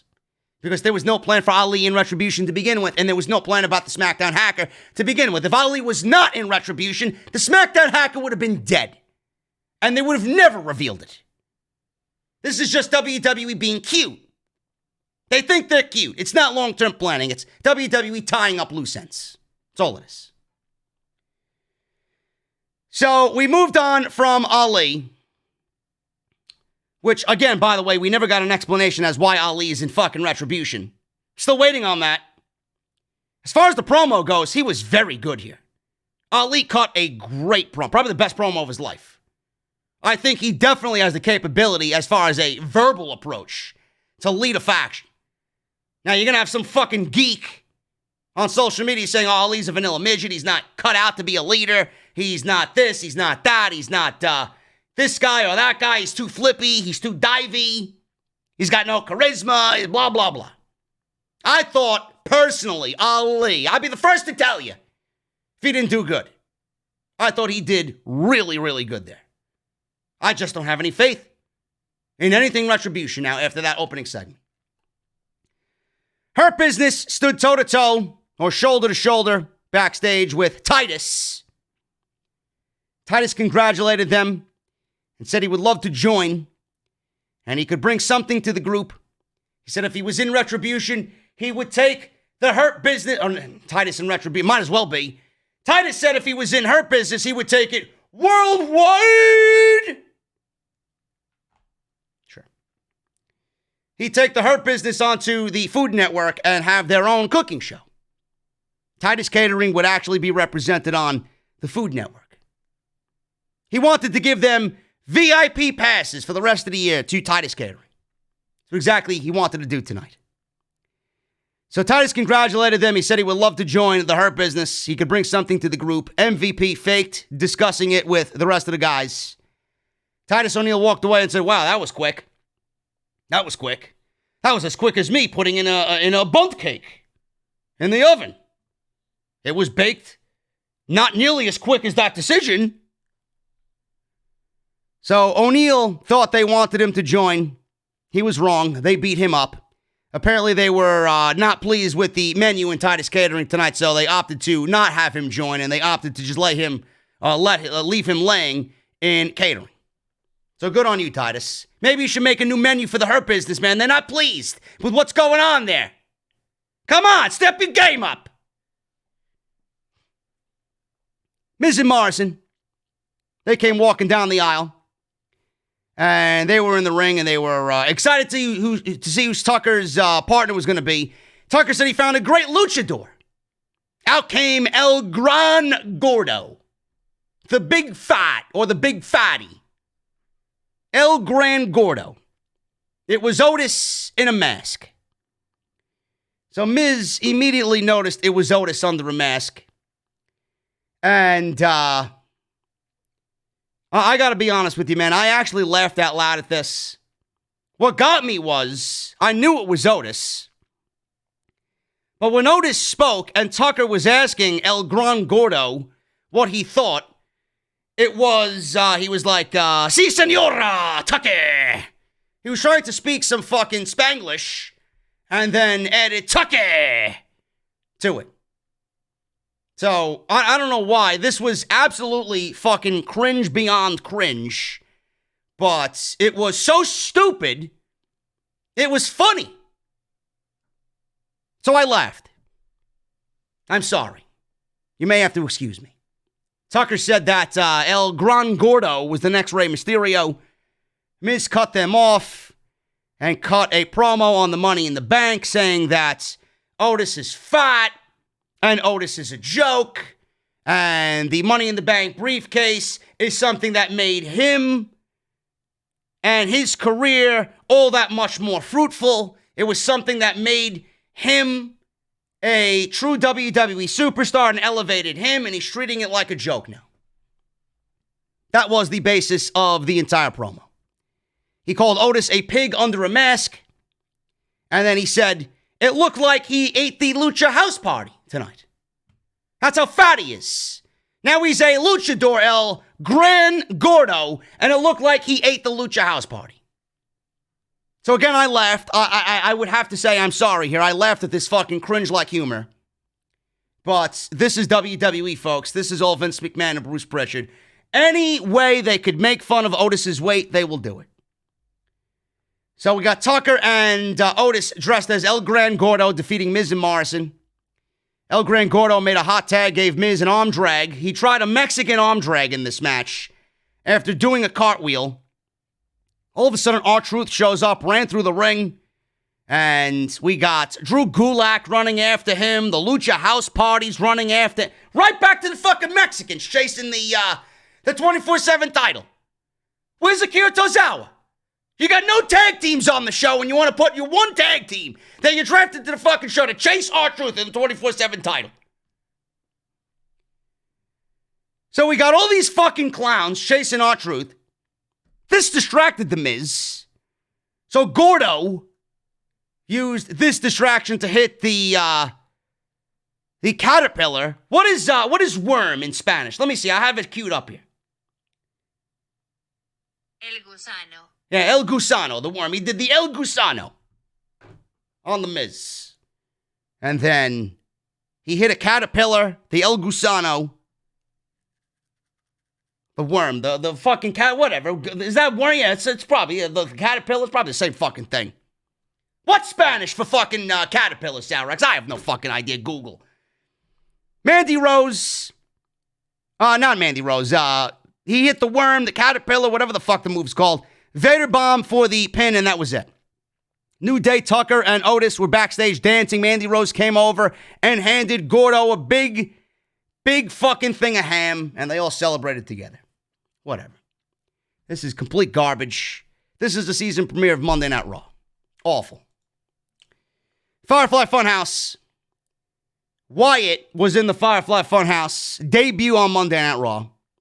Tossed out props from his past, including a miniature mallet and a black sheep mask. He was said to leave his friends on SmackDown, but was happy to make new friends on Monday Night Raw.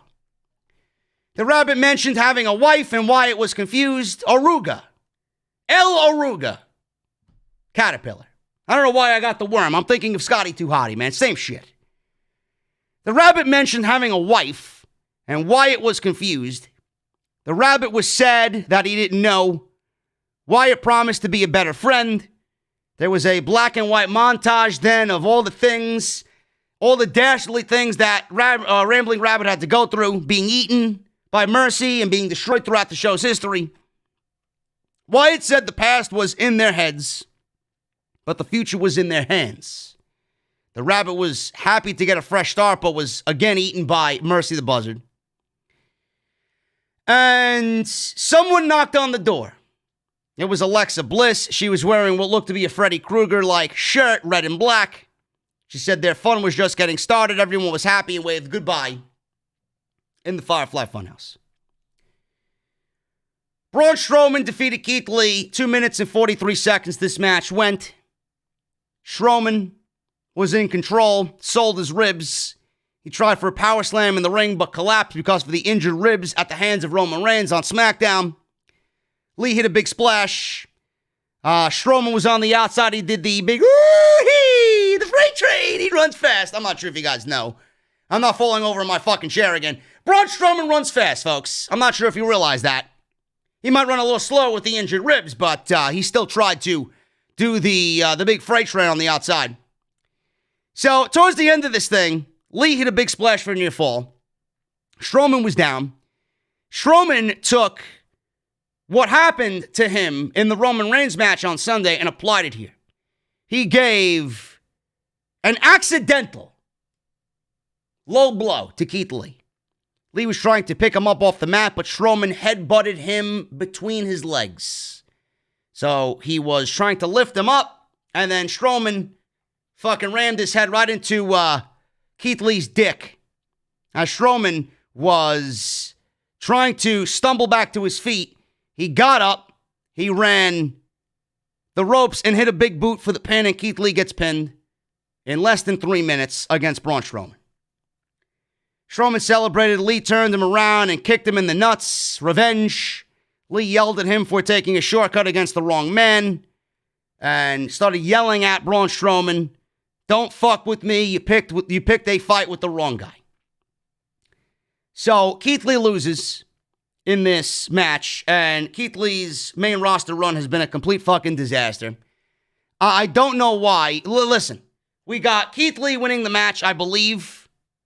That impromptu match, that unsanctioned match that was last week. We got Keith Lee winning that by a DQ, I guess, right? If I remember correctly. Then we got Braun Strowman winning this match. I'm assuming this match is going to happen on Sunday again at the Hell in a Cell. And we're just going to trade victories back and forth. I don't know how they don't understand this. This is not getting anyone over. Braun Strowman is as irrelevant as Titus O'Neil. And you had him beat an up-and-coming superstar. Keith Lee's resume hasn't been looking all that spectacular before this match, and then you want him to go into a match with Braun Strowman and lose in less than 3 minutes. This is the same guy that beat Randy Orton in 8 minutes. At Payback. Yeah, I'm supposed to take Keith Lee as a serious threat on Monday Night Raw. absolutely fucking buried, is Keith Lee. They cannot do any more to this guy, any worse than what they've done. They stripped this guy of everything coming out of NXT. He don't look the same, he don't feel the same, he don't move the same, he don't wrestle the same. His theme music is fucking changed. And I don't think he's fucking won a match outside the Randy Orton match. Every match he's lost by DQ. And then he loses here to Braun Strowman, who just lost to Roman Reigns on Friday night. Braun Strowman, by the way, who is injured. An injured Braun Strowman beat a healthy Keith Lee on Monday night. Great job on building new stars there, Bruce. Great job. Great job. Keith Lee. This is a guy, realistically, WWE should be building up every single week. And I mean this. WWE should be building this guy's fucking stock through the roof, getting him ready for WrestleMania. Brock Lesnar's going to need a fucking opponent for WrestleMania. Who the fuck you think Brock Lesnar's going to wrestle at WrestleMania? Huh? Who do you think Brock Lesnar's going to wrestle at WrestleMania? Roman? Nobody wants to see that again. Brock Lesnar versus Keith Lee is your WrestleMania match. That's it. That's it. At this point, Brock Lesnar's going to fucking shoot Keith Lee up and spit him out as if he's fucking a luchador. As if he's fucking Kalisto. Give me a break. Keith Lee should not be losing to somebody like Braun Strowman. I'm sorry. That Braun Strowman fucking ship has sailed. And it's dead. Keith Lee should be the guy you're pushing. But we got Braun Strowman beating him in 3 minutes. Randy Orton. Randy Orton ended the show. Hell in a Cell was hanging above the WWE Thunderdome. And he was about to cut a promo on Hell in a Cell. And I didn't really give a shit about anything Randy Orton had to say here. I mean, this is the same old spiel. Just get me a fucking match between these two and end this storyline. Really. A message from hell is what they build it as. You had 6 minutes left in the show. I don't know how much more you could possibly say that you haven't said already in 6 minutes. The cell was lowered. Randy Orton locked himself inside. Orton noted all the promos that suggested that those who enter the Hell in a Cell always leave a piece of themselves behind.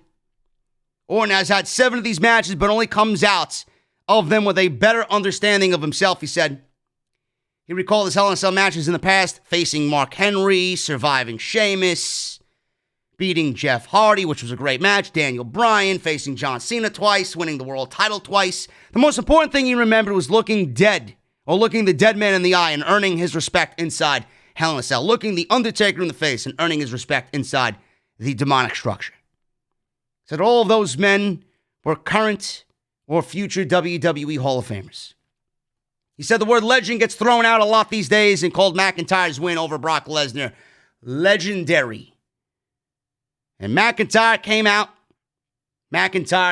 He was looking at Randy Orton through the cage. And all of a sudden, Randy Orton is behind the cage and he's taunting Drew McIntyre.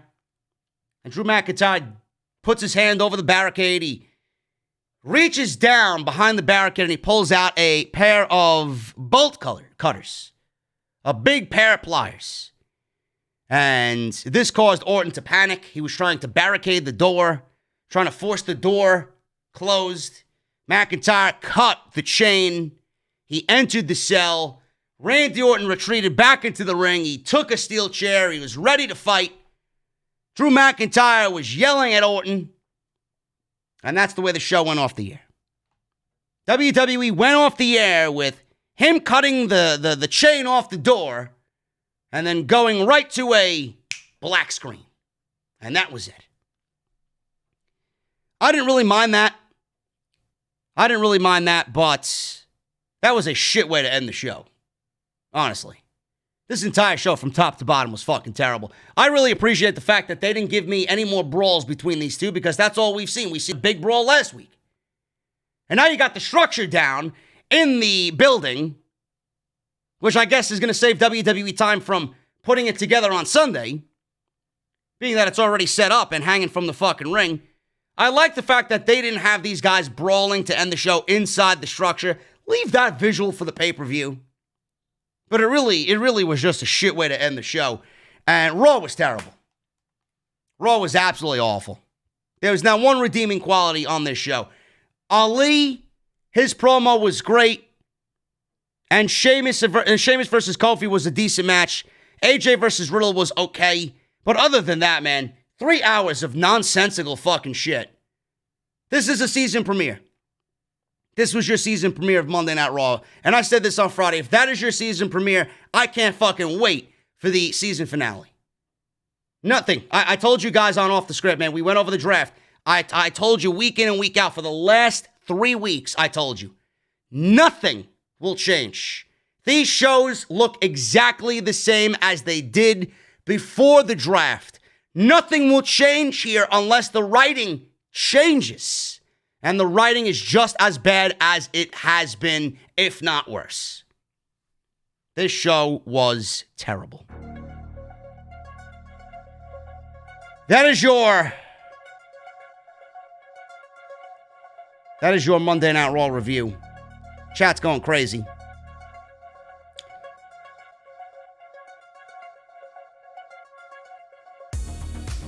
Chat is going crazy, man. Love it. That is the review. If you guys, stop by for the review and you guys want to get on out of here, you guys can certainly do that. Going to go over the super chats in just a little bit, but I want to thank everybody that joined me here tonight. Hit that thumbs up, man. We are only 200 away from 1,000. I know there's some geeks in the chat that have not hit the thumbs up. So let's try and get that as close to 1,000 as possible. We got some super chats rolling on in. Get them on in, man. Get them on in. Thanks to Blue Chew, BlueChew.com. Code JD at checkout. Follow me on Twitter at JD from NY206.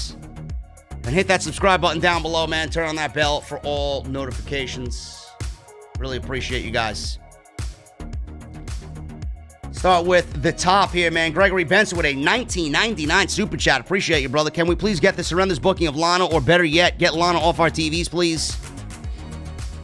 Same with Vince and Bruce's pettiness, or better yet, how about Vince and Bruce just go away forever? I agree, man. I agree. Thank you for the 20, bro. I don't know why Lana was in that championship match. What a fucking disgrace, huh? Saeed with a Canadian $5. The casket has been lowered, the dirt has been poured, and the tombstone has been engraved. Retribution is now dead and buried beyond any redemption. I absolutely agree, man. CJ Voorhees, 93 with a $10 super chat. WWE can take their season premieres and stick it. Nothing changes for the better. And the only change that happens... Well, the only change that does happen is for the worst. Absolutely. Go home show, bro. This is the go home show for Hell in a Cell. Not one fucking match coming out of Monday Night Raw that you legitimately care about. Jacob Donnelly with a $10 super chat. Looks like Titus Catering will be welcoming Retribution with open arms after that opening. I don't know who could possibly take them seriously after that. Nobody, bro. Absolutely nobody, man.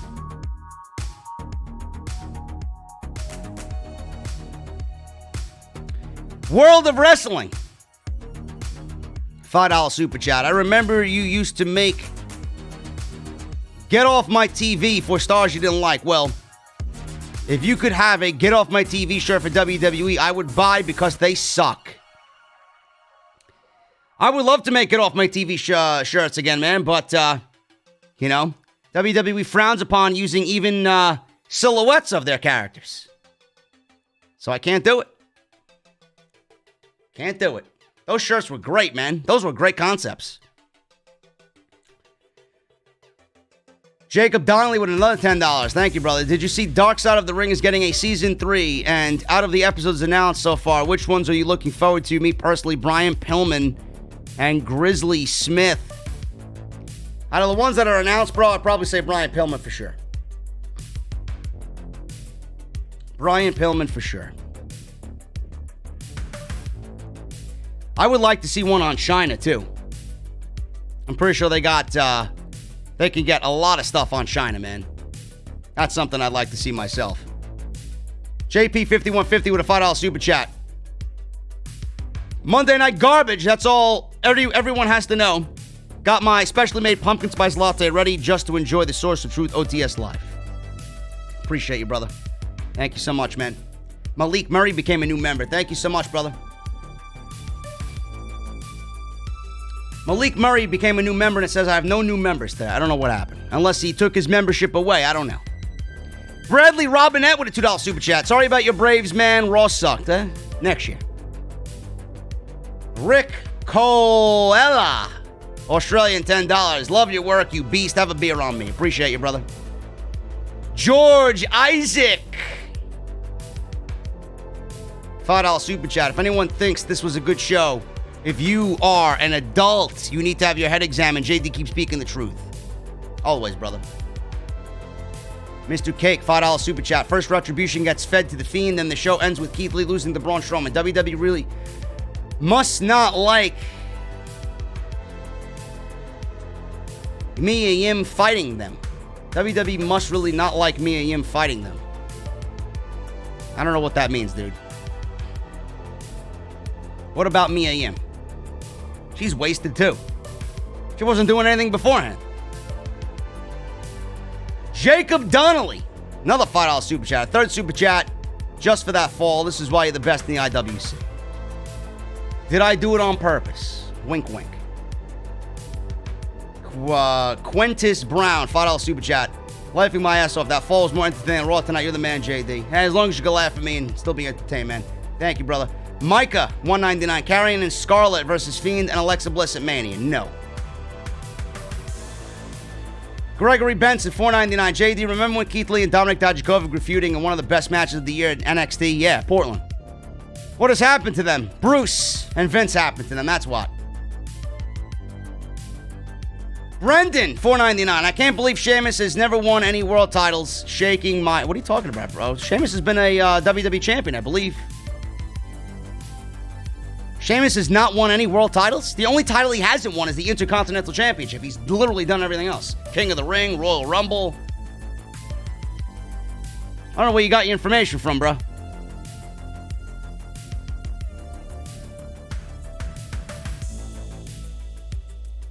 Phil with a $4.99 super chat. That bump JD took tonight is more of a bump than Billy Kay will ever take in her WWE career. Raw sucked tonight as always. Hope you're okay, bro. I'm doing good, bro.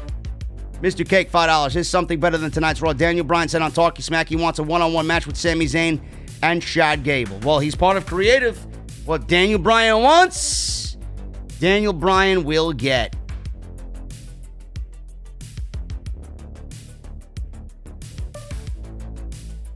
Inverted, what's up, brother? $5 super chat. Shout out to the Twitch family and my brother Ryan Randolph in Columbus, Ohio.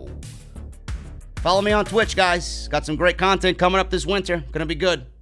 Twitch.tv/JD from NY. JD from New York on Twitch. Francis Loop, $5 super chat. Best part of Monday night is catching JD's podcast. October 28th, Dynamite. Cody Rhodes, Jon Moxley versus Chris Jericho, MJF, Darby Allin versus Orange Cassidy. Sounds like a good show, bro. They're loading that show up against Halloween Havoc, huh? Big Stace, $5 super chat. That NF song was good, but it screams we need to get the younger audience. I absolutely agree, bro. Francis with another two $5 super chats. Sammy Guevara versus Ben Carter. The Hybrid versus Young Bucks. Britt Baker versus Serena Deeb. And Kip Sabian, Miro versus the Best Friends. Ben Carter, I thought, signed with NXT.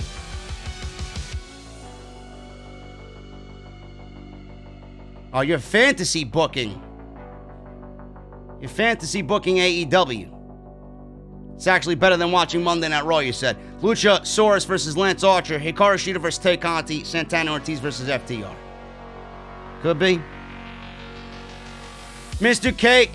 JD, thoughts on AJ's new enforcer? I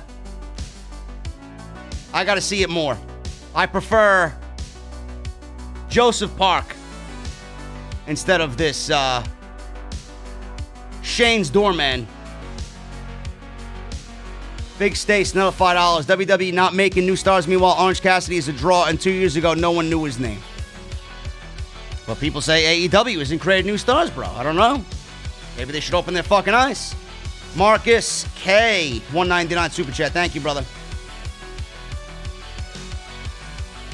Zach Wiles, $4.99. Damn, it's already 12:30 a.m. and you're still going. The grind never stops. Keep up the great work, man. Thank you, bro. Dodger Ryan, $4.99. Hey, JD, looks like the Braves offense needed Blue Chew last night. Absolutely. Justin Striplin, $9.99. As if it couldn't get any worse. WWE just buried Retribution even more by having them lose the 8-man tag match and then get beat down by the Fiend after the match. Dead. Completely dead.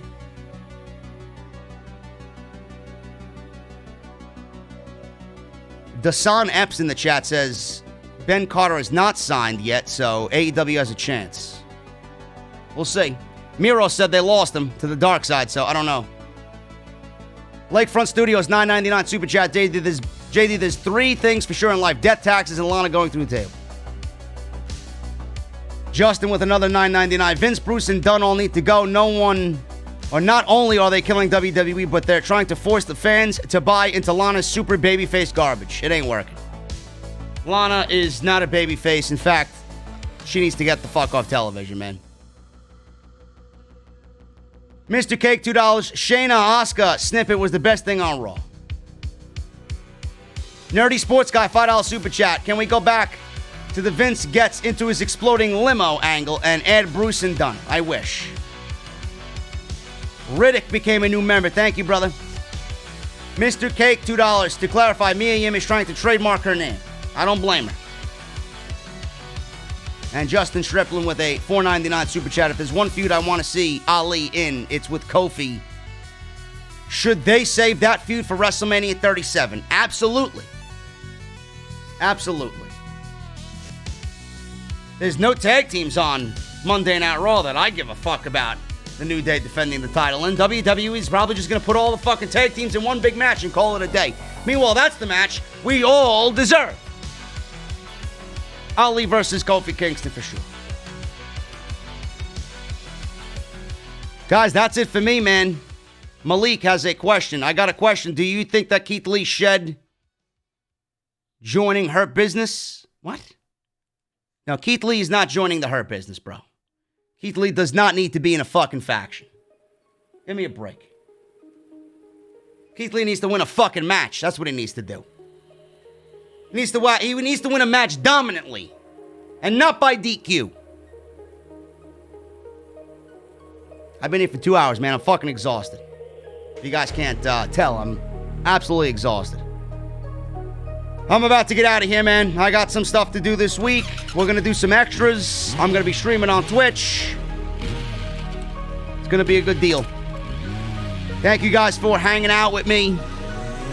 It's been a long one. We got to break this shit down because nobody else is going to fucking do it. Nobody else is going to break it down, man. I broke it down tonight by falling on my fucking chair. But I appreciate you guys. Thank you for the super chats. We got 150 likes to go. Let's try and get that thumbs up to 1,000. I know there's people in the chat that have not hit the thumbs up yet, man. Let's try and get for 1,000.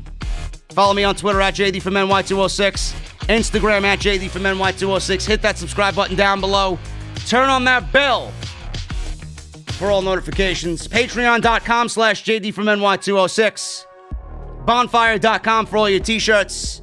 Mouthmasker.com/OTS for your black masks. If you missed Off the Script episode 347 this weekend, go and check it out. Link is down below for that and everything else you might have missed. Raw, SmackDown, AEW. Everything you need is linked down below. I'll be back live with Jesse on Wednesday as we dissect Dynamite. Another big show coming up on Wednesday. And him and I will do our thing on the Dynamite post show right here on Off the Script. And then next time I'll be live after that is SmackDown as usual. Maybe some videos in between, maybe some live streams in between, man. Again, thank you guys so very much. I can't thank you enough for all the super chats and all the support, making us the #1 podcast in the entire IWC. Love you guys for all the support, man. Shout out to my Twitch family. Shout out to my Discord family. I'll see you guys tomorrow. Until Wednesday, guys, I am getting in the Mustang. I'm driving away, man. Windows down. You know when you hear that guitar solo coming up. Volume turned to max. I'm done for the night, man. Give me those guitar emojis in the chat, and I'll see you all on Wednesday for Dynamite.